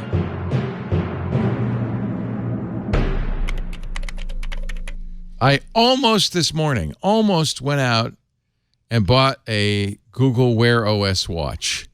Then I realized there is a chance, small but finite, that they will announce a new one on Tuesday. So I'm going to wait. What motivated you to go out this morning? They've added new features. They actually seem to still have some love for Wear OS. They've added something they're calling tiles. As you swipe left on your watch, there are now 4 informational tiles. Actually, more than 4. Goals, which I guess is tasks. Next event, that's your calendar. Forecast, weather, heart rate, headlines, and timer. So this is actually a big change in functionality for the watch. I think that's pretty cool. And obviously you can control which of those you see and so forth. They say the new tiles will be rolling out to your Wear OS by Google smartwatch over the next month. But I suspect we'll hear more at Google I/O. Maybe Wear OS isn't dead, right? Here she is running around with her Wear OS watch. Do you wear no, neither of you wear a Wear OS watch. No. I actually have one I bought and haven't turned it on. Yeah. I had a bunch of them, but then I kind of thought it was over for Wear OS. But maybe not. You would not be the only one. Yeah. It's still the rudeness factor. When with somebody who has either watch, either brand, the moment when they and I know they're just reading the same way they were on a phone, but I think, oh my God, I'm talking too much. Oh, it's going too long. Oh no, I'm going to lose them. You can spend as much as $3,000 on a Tag Heuer Android Wear watch. Wear OS watch, or as little as $150 There's quite a surprising variety of watches out there. So, there you have it. Wear OS is not dead. We already did Alphabet. We already Google Docs are now getting native. Well, maybe not. What? I'm just getting a 404 on that page, so maybe that's. Oh yeah, I saw that too. I meant to alert that Google was a 404. Docs pick up I didn't put it in native there. offline support. No more browser extensions needed. That's a good thing. That means your Pixel Book will be a little bit more useful. Yep. Android TV. Wow, has do you have an Android TV? Does anybody have an Android TV? 5,000 apps and games, up from about 3,000 a year ago. The problem is, where are you going to get an Android TV? As far as I'm concerned, there's only one to get. I love it, and I have it, the NVIDIA Shield. But honestly, there isn't. It's not as capable as any of the other streamers, including Roku. So maybe it'll help to get some more apps. The Google Earth time lapses now are on mobile. These are really cool. You can go back 35 years. Wow. Yeah, and see how we should look at Austin. There was life before Google? Yeah. 1984 to 2018. It's really cool to see how stuff changes. Now there's cool or depressing? Yeah. Well, look at Las Vegas. You want to see? Yeah. Yeah. So let me see. Where do I get the? How do I start it? Oh, play.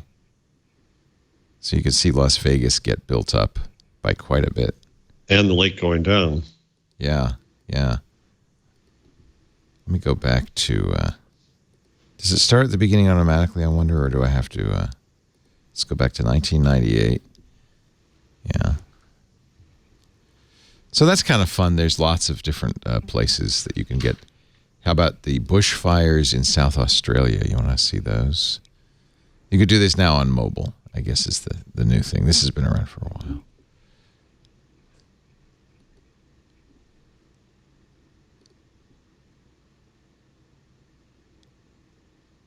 Wow. Are those fires? Well, there's the destruction. Thereof. Yeah, the destruction. Okay. Yeah.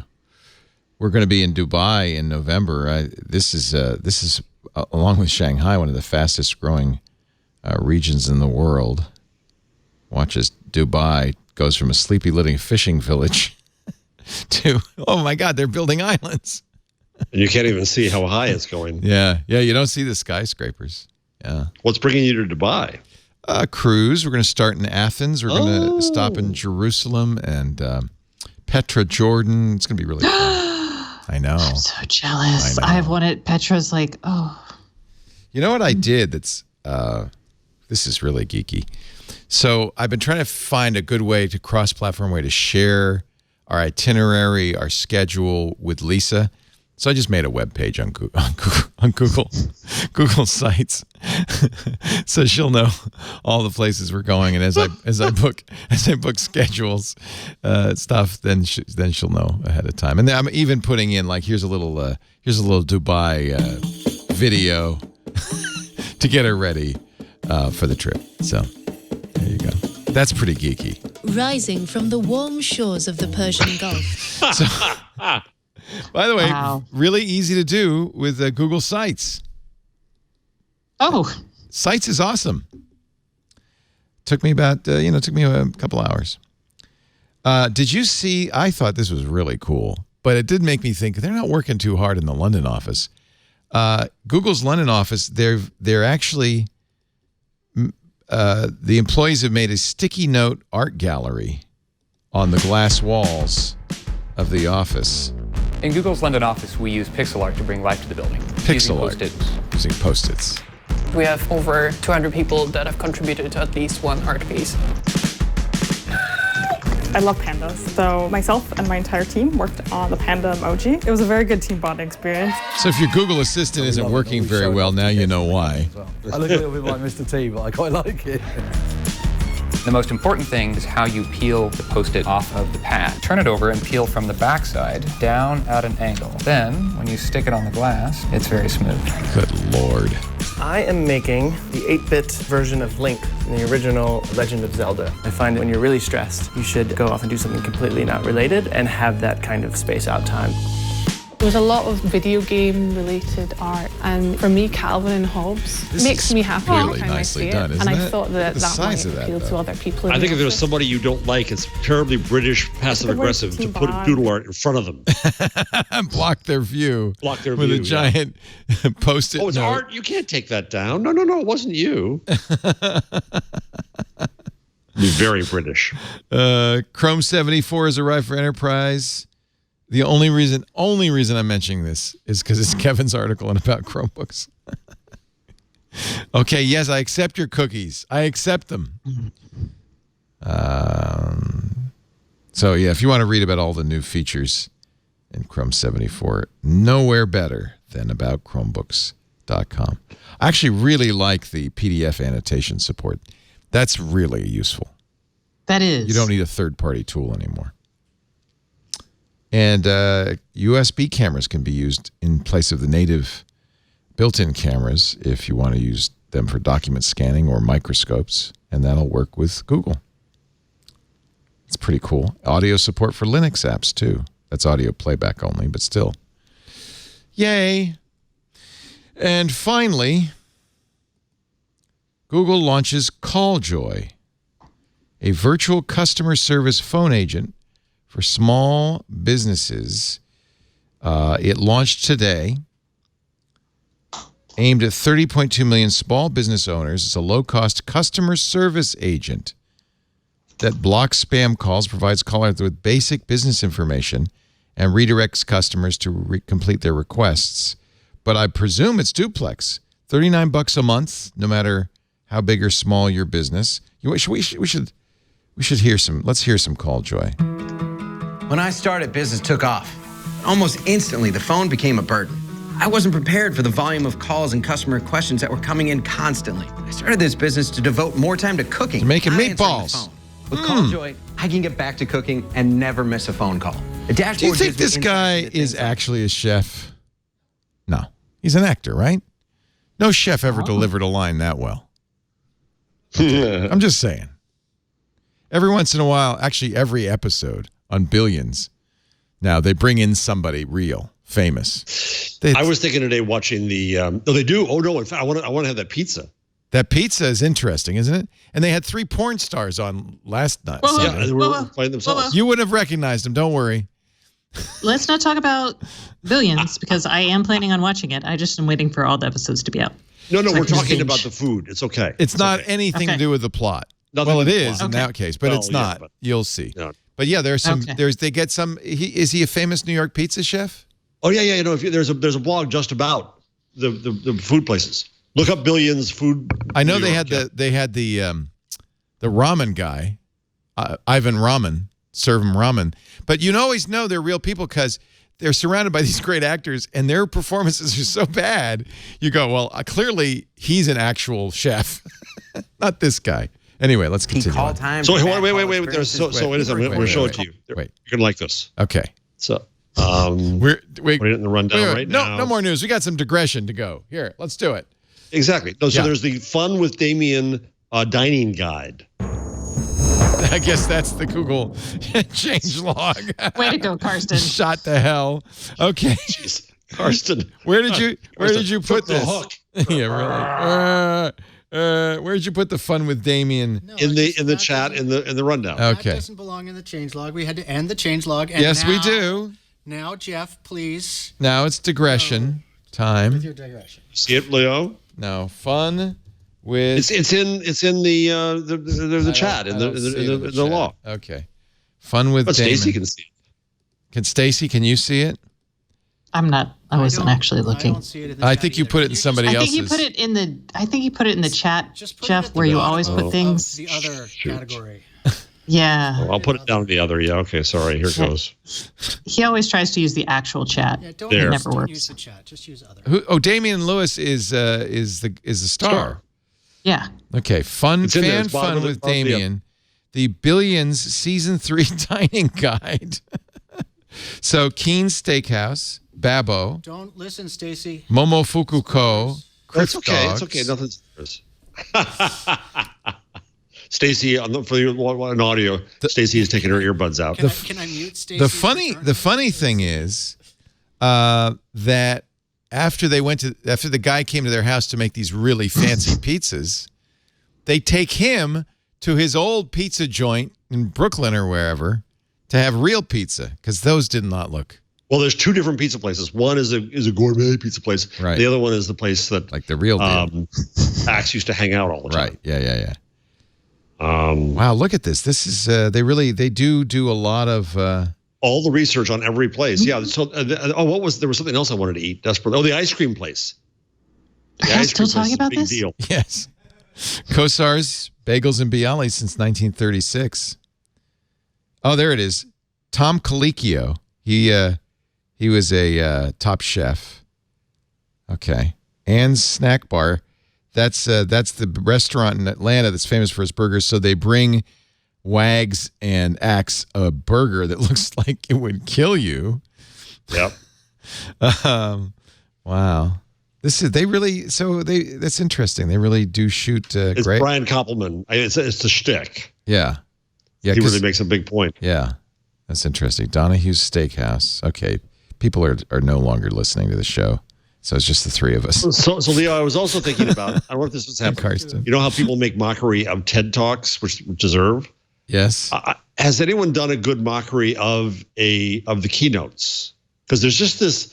So I was talking to my friend, and it's this shtick that's now become every keynote's the same. I have seen parody keynotes. Yes. You have? Okay. I haven't seen them. Seems like that's something we need. It's ripe. Can I go back to Call Joy? I just want to hear it. The chef has been standing here with his meatballs. Sorry. I think it's time. Is always first to answer. Make sure those calls are directed appropriately. Most people are calling to order. I want to hear so the Call Textback Joy. feature converts those calls to action. That means my phone is ringing less and my orders are going up. Call Joy doesn't just help me manage phone calls. It gives me more control over my business and my customers' I want to hear experience. Call Joy. Answer with intelligence. We just watched a whole stupid video without an actual demo. That was your choice. You did it. It's my fault. See, my fear on this is that people are going to start using it to robocall me. Yep. Then I'll just end up pushing the call screen. We already have enough problems. On my Pixel, and then Google will just be talking to Google. Oh yeah, because the Pixel, you can do that. You can reject it and have them just push. I always do this with all inbound. All inbound calls. Now Yeah. I just push screen call. That explains a lot. Okay, I don't know where we went off target, but that is My fault. So Julian Assange got his first sentence of 50 weeks in a UK jail, spelled Gaol. They're still negotiating Assange's Oh my God, extradition to is the that US. pronounced jail? Yeah. Yes. I You thought it have was Gaol? literally only read that. Yeah, I just thought it was a Gowler or a Gaoler. That's why we spelled it Jail for you Yanks who don't know how to read. Cow. We knew if we called it a jail, you would say Gaol. And there's nothing gay about the Old Bailey. So the joke on Twitter is which embassy will he serve the sentence in? The jailers are going to get rid of him in 30 weeks. They're going to say, I'm sorry, we don't want you anymore. Anyway, I don't want to joke about it. It's much more serious than that. So he will be in a British Gaol and then perhaps extradited. Although there's some question about that because one of the rules of extradition, I think we mentioned this before, is that he can only be extradited on the charge that he is that the extradition is. They can't add charges after the fact. So the charge they have is kind of slender. This charge of offering to hack the emails or the hack the NSA that he made apparently in a chat conversation with Chelsea Manning. That seems like a fairly flimsy premise, but if they do extradite him on that grounds, they can't charge him with anything extra. But now they have a year to think up a better. Now they can come up with better. Yeah, maybe this is. I all still a think plot. Trump's gonna pardon him. I have you want to know my really complex conspiracy theory? Sure. So let me get my tinfoil, please. Yeah, really. A lot of the redacted Mueller report, almost all of the redactions were because it's an ongoing matter. Mm-hmm. They needed an ongoing matter with Julian Assange to redact all the WikiLeaks stuff. And all of the WikiLeaks stuff was, in fact, redacted. Ooh. So they come up with this. They say, Julian, just come out. We're going to put you in jail in the UK for 50 weeks. We will never extradite you. We will never charge you. But this way we can redact all those really bad, because those are the ones that are the most direct contacts with Roger Stone, Julian Assange, and the Russians. That was all redacted. It's, of course, Roger Stone's stuff is still a matter of current action. Yes, that's interesting. That's like a really crazy. That's QAnon level cray-cray. But that presumes that the world is that well organized. It's the problem with conspiracies. I think the world is that well organized, honestly. But then I've been watching Veep. Jonas for president. Is that not oh my God. I have to watch that show 5 times just to get all the jokes. They go so fast. I know, I love it so much. So good. And it is replaying in a very satiric way all that we've been going through over the last few years. Instead of the Russians, it's the Chinese, but otherwise. I think we could reasonably. Wow, this is swift. This is efficient. This is well, Leo. I would like to get some friends and family equity in the company, in your company, because I know when you're sold for $200 million, Cheddar, like Cheddar. That's a lot of cheese. What is Cheddar? It's a financial news network for millennials. Yeah, they're very good. John Steinberg, who's very good, who I know, was at BuzzFeed and then at the Daily Mail, and then he left to start his own company, which does financial news in video, aimed mainly at younger people, and he's got a whole bunch of shows, and it's really good. Well, that's actually about the right price. If they had $25 million in revenue in 2018, it's about 8x revenue. I think that's about 8 to 10 times revenue. Oh no, it's usually 8 to 10 times profit. Sorry. What's their profit? Don't know. Bet it's not 25 million. I don't know if it's a profitable media company. Yeah, those are rare. So you're actually much better off not making money, I found out, when you're trying to sell a business. Yeah. If you don't have profit, there's no multiple of 0, so they just make up a number. Right. Cheddar did get 40 million households, so they're on Dish, Sling, AT&T's, DirecTV now, mostly over the top, but still 40 million households.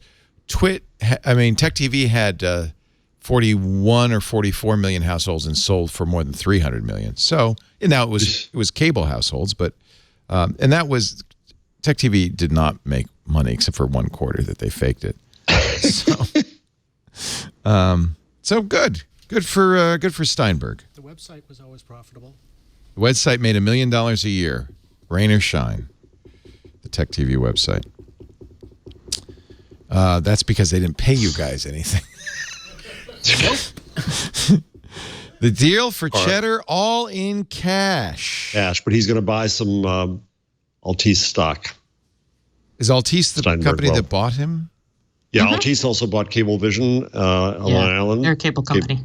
I never heard of them. They're a cable company. They own in the News US? 12, which is in the tri-state area for cable customers. Well, good for you, Mr. John Steinberg, Cheddar executive and founder. Good for you. You know, I should have just, instead of This Week in Tech, I should have named this network This Week in Tech for Millennials. That was my mistake. Well, Leo, it doesn't help that you're old and people like me on the show are old. Yeah, I'm only Gen X, so I gotta say. I left Stacy out. We need more kids. You need those hot millennials. I love our audience, but they're not millennials. I put this in the rundown just to get Jeff's blood pressure up a little bit. Oh, no. Why? You must love the New York Times Privacy Project. Oh, it's just driving me nuts because it's full moral panic. At least they mark everything opinion. Actually, I thought this was a clever idea. What they did is they bought ads using all the traditional methods, but the ad didn't look like an ad. It simply said things like, well, here's an example of an ad. This ad thinks you're trying to lose weight and still love bakeries. Both things can be true. Absolutely. I'm one of I probably would get that ad. This ad likely that they're both true, actually. Yeah. This ad thinks you're male actively consolidating your debt and are a high spender at luxury department stores. They even said the ad brokers they were buying from would not say where the data came from. These are aggregators who get data from a lot of places. Most data providers say the Times declined to tell us where their data comes from or how they built their models. So the sources in the ads below come from the ad experts who helped us create the campaign. And by the way, this experiment would be blocked on Facebook because they ban most ads that say how you've been targeted. You don't want to look behind the curtain. I think this is a good. Has anybody seen these ads? I haven't seen these ads, but I run a Brave browser, which is an ad blocking browser. So this ad thinks you're a female registered Democrat and are likely to vote for the sitting president.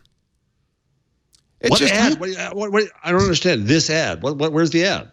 That's what the ad would look like. That's what they're buying. They're telling you basically how you're being targeted. So they're buying ads that the ad says how you're being targeted. The second page of the ad says you're being watched. Are you okay with that? Introducing the Privacy Project from the New York Times. So it is subsequently an ad for the New York Times. But the point of the ad is to say to the ad viewer, this is who we think you are. Yeah, it's offering transparency in a lot of ways. I think it's really interesting. I would like to see these ads. Is this the targeting the Times did? Yes, they bought these ads for moms they bought people in these subgroups. What's the big deal? What's the effing big deal? Because it is not transparent. And you can, because generally when you see an ad for, like, if I'm a mom who I think am going to vote for Trump or whatever, maybe a PAC will target a specific type of Trump really loves women ad towards me, right? And I'd see that, and I wouldn't understand why I was seeing that. But now the only difference. Sorry, Stacey. I thought you were done. Go ahead. I think it's a great idea. I mean, yeah, maybe you could say, seeing that ad, so what? But at least. So you bought an ad on All in the Family because you wanted to get liberals. Well, that's There's the point. Difference. Well, there is a difference. These are much more granularly targeted. Because it's possible. Yeah. But welcome to the future of media. But people don't understand that. They don't understand how quickly and closely they can be targeted. And I would say if you see something that says you are likely to be a credit risk who still likes to buy fancy goods, that's actually something you should be aware of. And you may not realize that you fit in that group. Let me just go back to the old days. I'm old enough to remember when we used Axiom, and direct mail has done that forever. Right. Forever. With more data on you than anybody has, and with your actual name and actual address. I can go to Axiom. I do this for my students. I can go to Axiom now. I haven't done this in a while, but I've been on in the past where I said, okay, you want me to creep you out, students? I can go into Axiom and get the names and addresses of women within 2 miles who have this kind of car, this kind of education, and so on and so forth. And that's the way that business has worked for 40 years. 40 years. I was going to say that because I interviewed them way back in the 80s or the 90s. In fact, the Times quotes Axiom. saying, well, it's not a science. We predict, for instance, whether you'll buy an SUV by looking at people who did buy SUVs, then checking whether you live in a similar region, you're about the same age, you share similar interests. So it's really kind of a predictive model, a guess almost. Yeah, exactly. So a friend of mine started a company that was then sold to AOL, where he did advertising where if you came into the New York Times to the travel section and then you left to go to weather.com, that data point about you that you looked at the travel section, which really makes you really, really valuable, carried with you. This is the beginning of retargeting and everything we had before, right? So he was at the very beginning of helping to invent this. But the thing that he taught me was a lot of the correlations made no sense. This is the argument that my friend David Weinberger makes in his new book, Everyday Chaos, where A/B testing and machine learning and such comes up with a prediction, as you just said, Leo, of a behavior for which there's no necessary explanation. It's just, yeah, people who have bought SUVs in the past have these characteristics. We have no idea why. We're not targeting those people per se. We're just taking data we have, people who bought SUVs, and trying to find similar correlations to get them to buy more SUVs. Nothing really sinister about that. It's just the way advertising has worked for a long time. It just has more data now. Yes, I actually agree with you, Jeff. But I still thought it's a great campaign. Karsten, put that on the rundown. This is the time when Leo. No, I think it's a great campaign, and I think it is good to let people know about this. It's good to let people know about this. It's not good to use that as a way of generating clicks. Well, the Times is just jealous because the Times they can't do it. Times has had more. Well, no, the Times has had more data points on people than most any media company because they started the paywall. The registration rather That's early. Right, yeah. And they asked you certain things that they wanted from you, and they have a reading history, and they've targeted ads to this. I haven't read the story, so I don't know whether they admit their own sins. But believe me, the Times maxes out as much of this as they can possibly do. Yeah, they just can't do as much because they don't know as much. Right. I am still. Are you upset about this, Jeff? I am very upset about this. I subscribe to the New York Times, and they want me to pay $5 a month for their food site. Oh yeah, I do too. I do both. I really resent the heck out of it. I know, but you get a lot for the food site. You get all the recipes going back 100 years, and you get all their business model. There's a lot of good things in that food site that you don't get just because you could get the newspaper. Well, but they still have some of the recipes. That's what drives me nuts. I'm like, yeah. If I click on this, is it gonna? It works. Oh, good. Yeah. But Stacey, that is their model. They want to come up with more of those things. So when they tell you how many digital subscribers they have, it's not all to the New York Times. It's to crosswords and food and such. Oh. Yeah. I pay for crosswords too, actually. I don't pay for crosswords. Also important news. I'm going to put it in the rundown right now. I'll put it in the rundown because I've learned my lesson now because Karsten yelled at me. Yeah. The Guardian breaks even. That's a big deal. The Guardian was always as the line was. Oh, I'm thrilled because they do not have a paywall. Precisely. So they did a couple things about this. One, they always called themselves profit seeking. Just somehow they could never find the profit. Now they've at least found break even. And full disclosure is I worked with the Guardian on their membership strategy, and we've learned quickly in. They learned quickly in. It wasn't a membership strategy. It was a begging strategy. Brilliant woman named Amanda Mickle basically runs it, and Kath Viner, the editor, at the end of every story has a piece that says you should feel very guilty right now with a foreboding English accent because you should help pay for this. I see this every time. By the way, I have not yet paid for it, but since you're here, you should. We have a small favor to ask. They did an offsite with readers some time ago in this process. They did the strategic process, and the readers said. How many of you would pay for the Guardian? Oh, some number went up. How many of you would pay for the Guardian to be free for the rest of the world? Every hand went up. Oh, so wow. They made the Guardian into a cause, which is what it is. And so this is not a lot of people call membership another word for subscription. That's not what they're doing here because you're not buying access to content. You are supporting the Guardian for the good of the world. It's like when you donate to Wikipedia. Yes. Which I do. Or NPR. I give a monthly donation to Wikipedia. Yeah. Give a donation. I should get, because I use the Guardian. We frequently use the Guardian for our shows, so I'm going to give them a buck. Yeah. Tax write-off. No, actually, I don't think it is.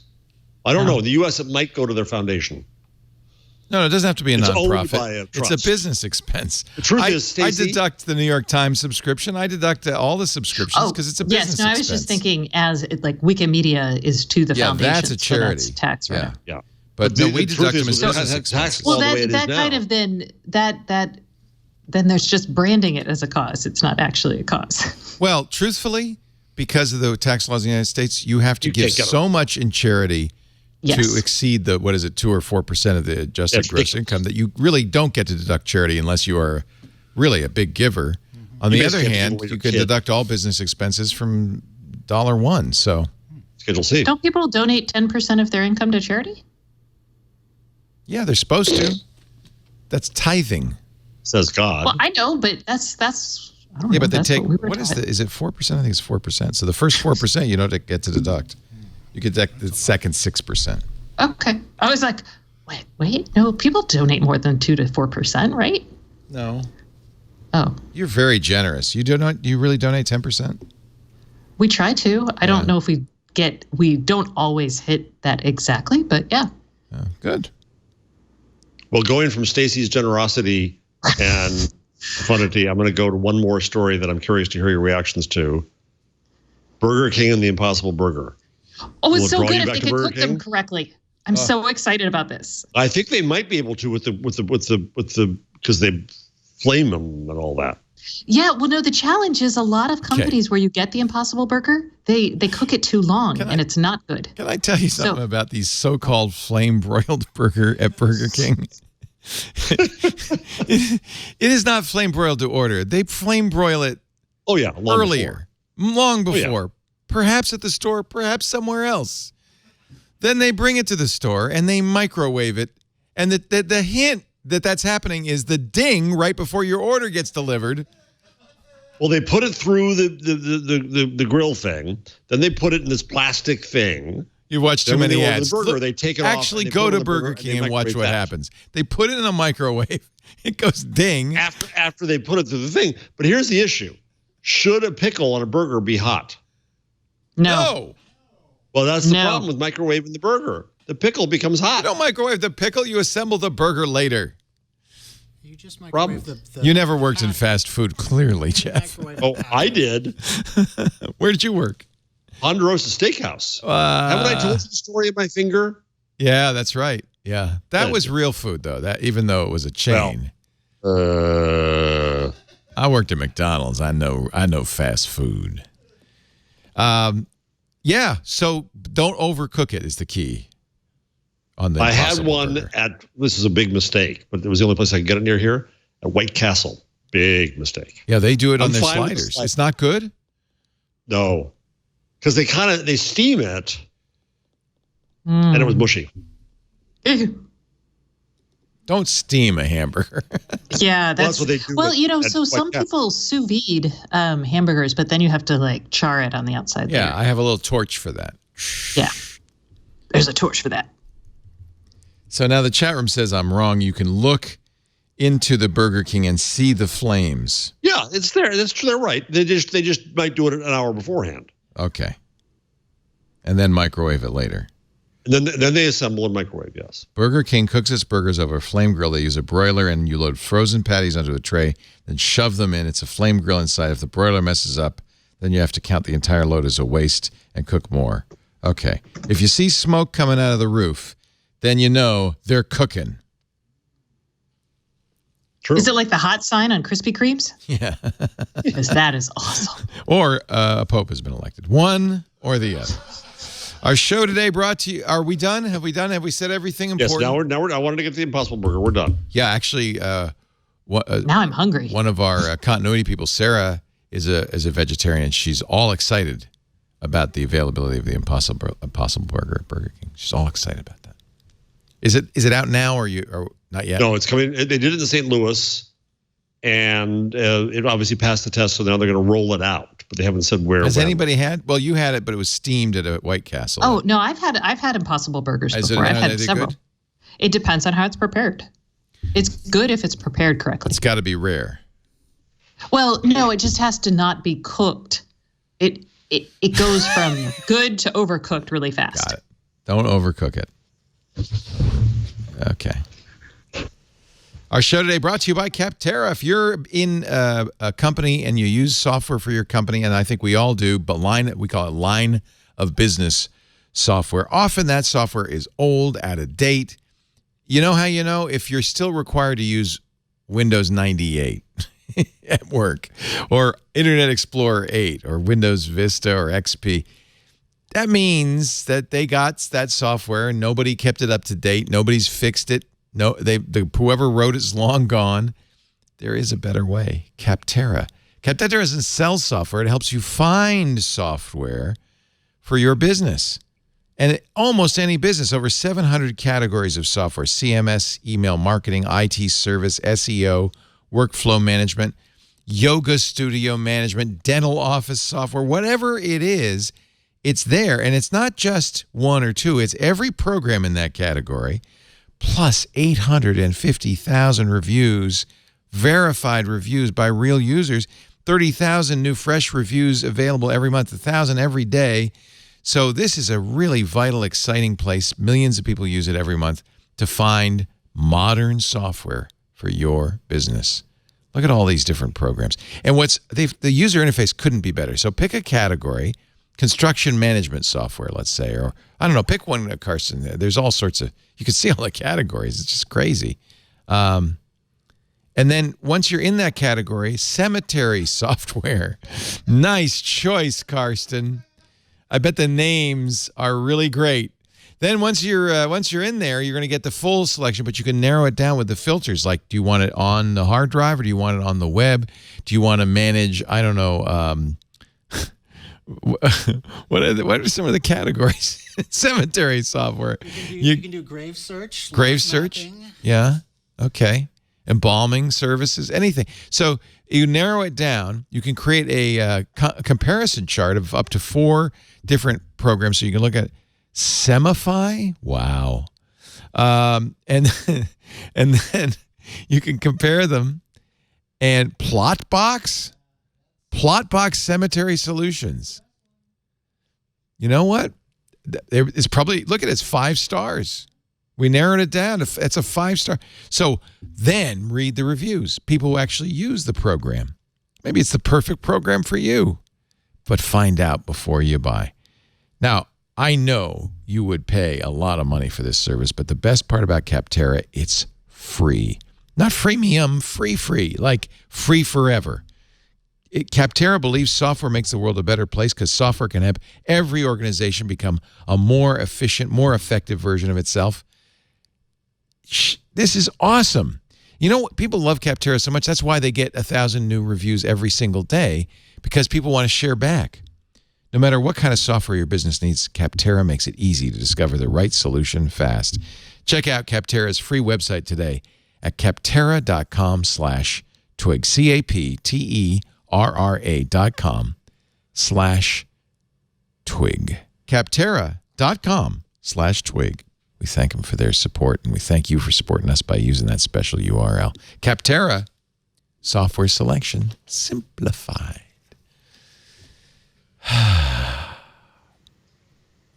Stacy, do you have anything to share with us? I do, sort of. This is a little dicey, but I'm doing it because I hate when companies screw this up. So with that in mind, I am linking to somebody else's stuff because I have this product, but I'm under embargo. Oh, but they're not, apparently. They shipped the product to pre-order customers already. Oh, okay. So it's out there. So I am not going to show you mine, but Wyze announced last month a $20 Wyze Sense device that is a sensor. So you can see in the video for this particular blogger who got theirs, the sensor. It is a motion and open-close sensor. So they have two different kinds of sensors, or is it $20 the each? Sensor, it's $20 for a sensor that does open-close motion. I think it's open-close motion. No. You get a wireless bridge. You have to have the Wyze Cam, which we love, and that will communicate with a motion sensor and 2 contact sensor pairs. So you'd have to buy for under $50. You have to buy the bundle. Sorry. Yes, the bundle. I have. That's the bundle. a heck of a deal. That's a heck of a deal. As usual with Wise. I cannot show you mine. I cannot tell you my experience with it yet. Next week I won't be here, so I don't know if you want me just to record something and send it to you or what, but that is... I'd love to get a review. Our audience is hugely interested because we've been talking about these Wise cams. Oh, yeah. And then these the are Pan awesome. Cam. They're so affordable. They've really kind of set everybody on their ear because they don't have monthly subscriptions. They really work. It's a great little company. Are they in Seattle? They are based in Seattle. They're former Amazon people.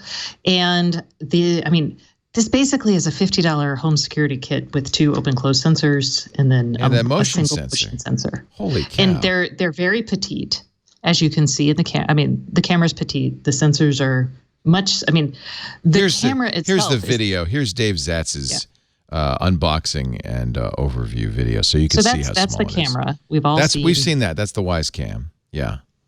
And then presumably he'll move over and open the Wise Sense in a minute. Yeah. There we go. The Sense, it's, look how small that box is. That has all 3 sensors and the bridge. That's the box. That's the box. Holy cow.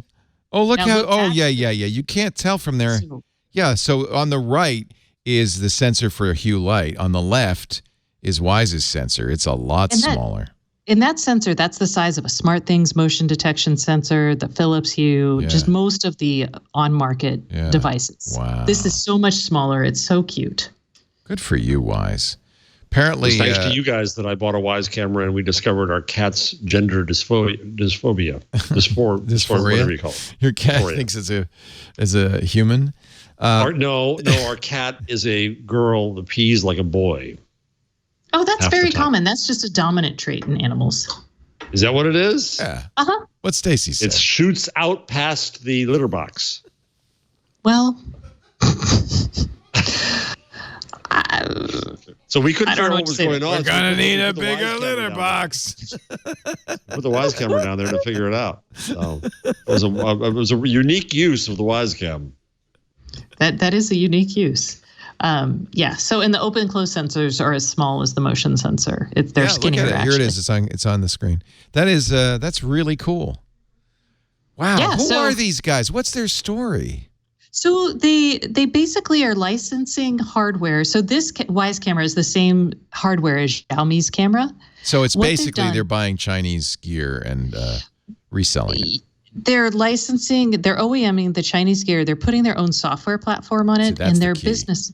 Yeah. And their business model is basically like Amazon's, because that's where they're from, is to sell a bunch of things at very low profit margins, keeping that super minimal to gain market share and start understanding the user and get, releasing new products. Well, it's doing well because according to Zatz, the first batch of Wise Sense is already sold out. Oh, yeah. Yeah. This is Dave Zatz's That's Not Funny blog. ZATZ notfunny.com. That's funny. That's funny. That's not funny. Yeah, Dave is a good guy. He's a close friend of Kevin's, I think, from a long time ago, and I've known him for a couple of years. Yeah.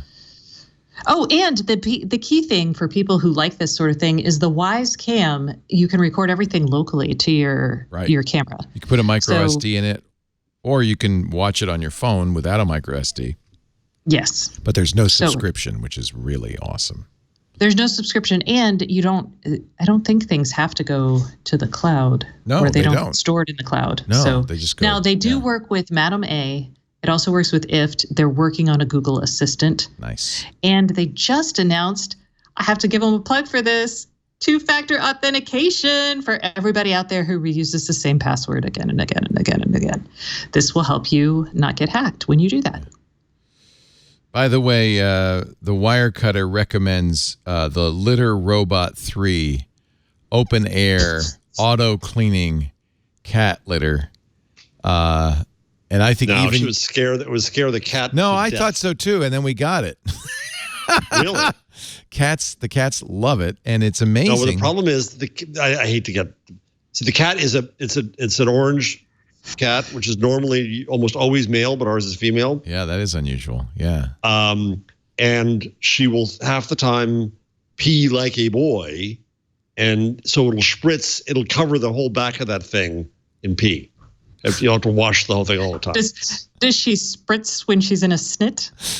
No. Oh, Schnitt spritzing is the worst kind of spritzing. Not a schnitty. It's not a spritzing schnitty cat. Oh, I'm so sorry. Jeff, your number of the week. Okay, hold on here. My number of the week is 1202762. This is going to blow the minds of the kids. 762-1401. U.S. Naval Observatory Master Clock at the tone Eastern Daylight Time. 18 hours, 40 minutes, 15 seconds. Universal Time, 22 hours, 40 minutes, 20 seconds. U.S. Naval Observatory Master Clock at the... So it's wrong. It's wrong. That's not... Is it wrong? No, it's right. Is it? Did he say 640? Yeah. 1840. He said 30. Did he say 40? Okay. Oh. All right, good. So it blows kids' minds that we used to be able to call a number. Yeah, remember popcorn? At the time. Remember you'd call popcorn in any area code, you could call POPCORN and you get the time lady. The best. I have no idea what you're talking about. The best was in Massachusetts. We would play this trick on people at parties. If you tell someone to call 617 pickle, you get the FBI. And they track who's calling them. So they have audio on this post about the crazy things we used to do when we were kids with the lady's voice who did it. Do you want back in the day? Listen. This is the time lady, and we're gonna dial popcorn right now. I hope this actually does it. You never know with YouTube. Yeah, 767. That's the popcorn. Okay, here we go. Good afternoon. At the tone, Pacific Daylight Time will be 5, 7, and 10 seconds. That is Jane Barbie, the time lady. She and they didn't play those back on tapes. They had the weirdest system. Yeah, a big drum. Yeah. So to this day, 10,000 people a day call the Naval Observatory to get the time. Wow. I remember, what was it? Oh, in one of the best movies of all time, Bringing Up Baby, she actually has a thing where Katharine Hepburn fakes the Naval Observatory time lady, or I guess the popcorn time lady. I love Bringing Up Baby. Cary Grant. At the sound of the tone, the time will be. I don't remember that. And then Cary Grant's upset with her, and she's pretending not to be talking to him, and he's yelling at her. It's very nice. And everyone should watch that movie. And for it's the awesome. young people who don't know how to do anything without looking at the web, here's the website, tyco.usno.navy.mil. And you can call the U.S. Naval Observatory. You know who lives in the U.S. Naval Observatory? The vice president. Yeah. I know that because I watched Veep. Do you think there's a guy upstairs on the phone giving the time out? Well, I think the time there now is about 1869. Sorry. Or call Colorado Springs at a 719 number if that's better for you. At the sound of the tone, This Week in Google will be over. Ding! Thank you very much, Stacey Higginbotham. She is, of course, Stacey on IoT at staceyoniot.com. The IoT podcast she does with Kevin Toffel is available there, or, of course, all your favorite podcast applications at GigaStacey on the Twitter. We'll miss you next week, but we'll see you in a couple of weeks. Sounds good. Karsten, let me know if you want me to pre-record something for you. If you want to do a review of the Wise Sense, that would be awesome. And we could do it in our hot show, our hands-on tech show. That would be cool. We'll figure. We'll be in touch. Our people will be in touch with your people. Fabulous. Jeff Jarvis, thank you so much for being here. Jeff is, as you all know, the Leonard Tao Professor for Journalistic Innovation at the Craig Newmark Graduate School of Journalism at the City University of New York. He's buzzmachine.com is his blog. He has many, many books, including Geek Sparing Gifts, all about the news biz. Hope you have a wonderful May Day. They've been out forever. I'm just the snitty guy. He's just a former TV critic. That's all. TV Guide critic.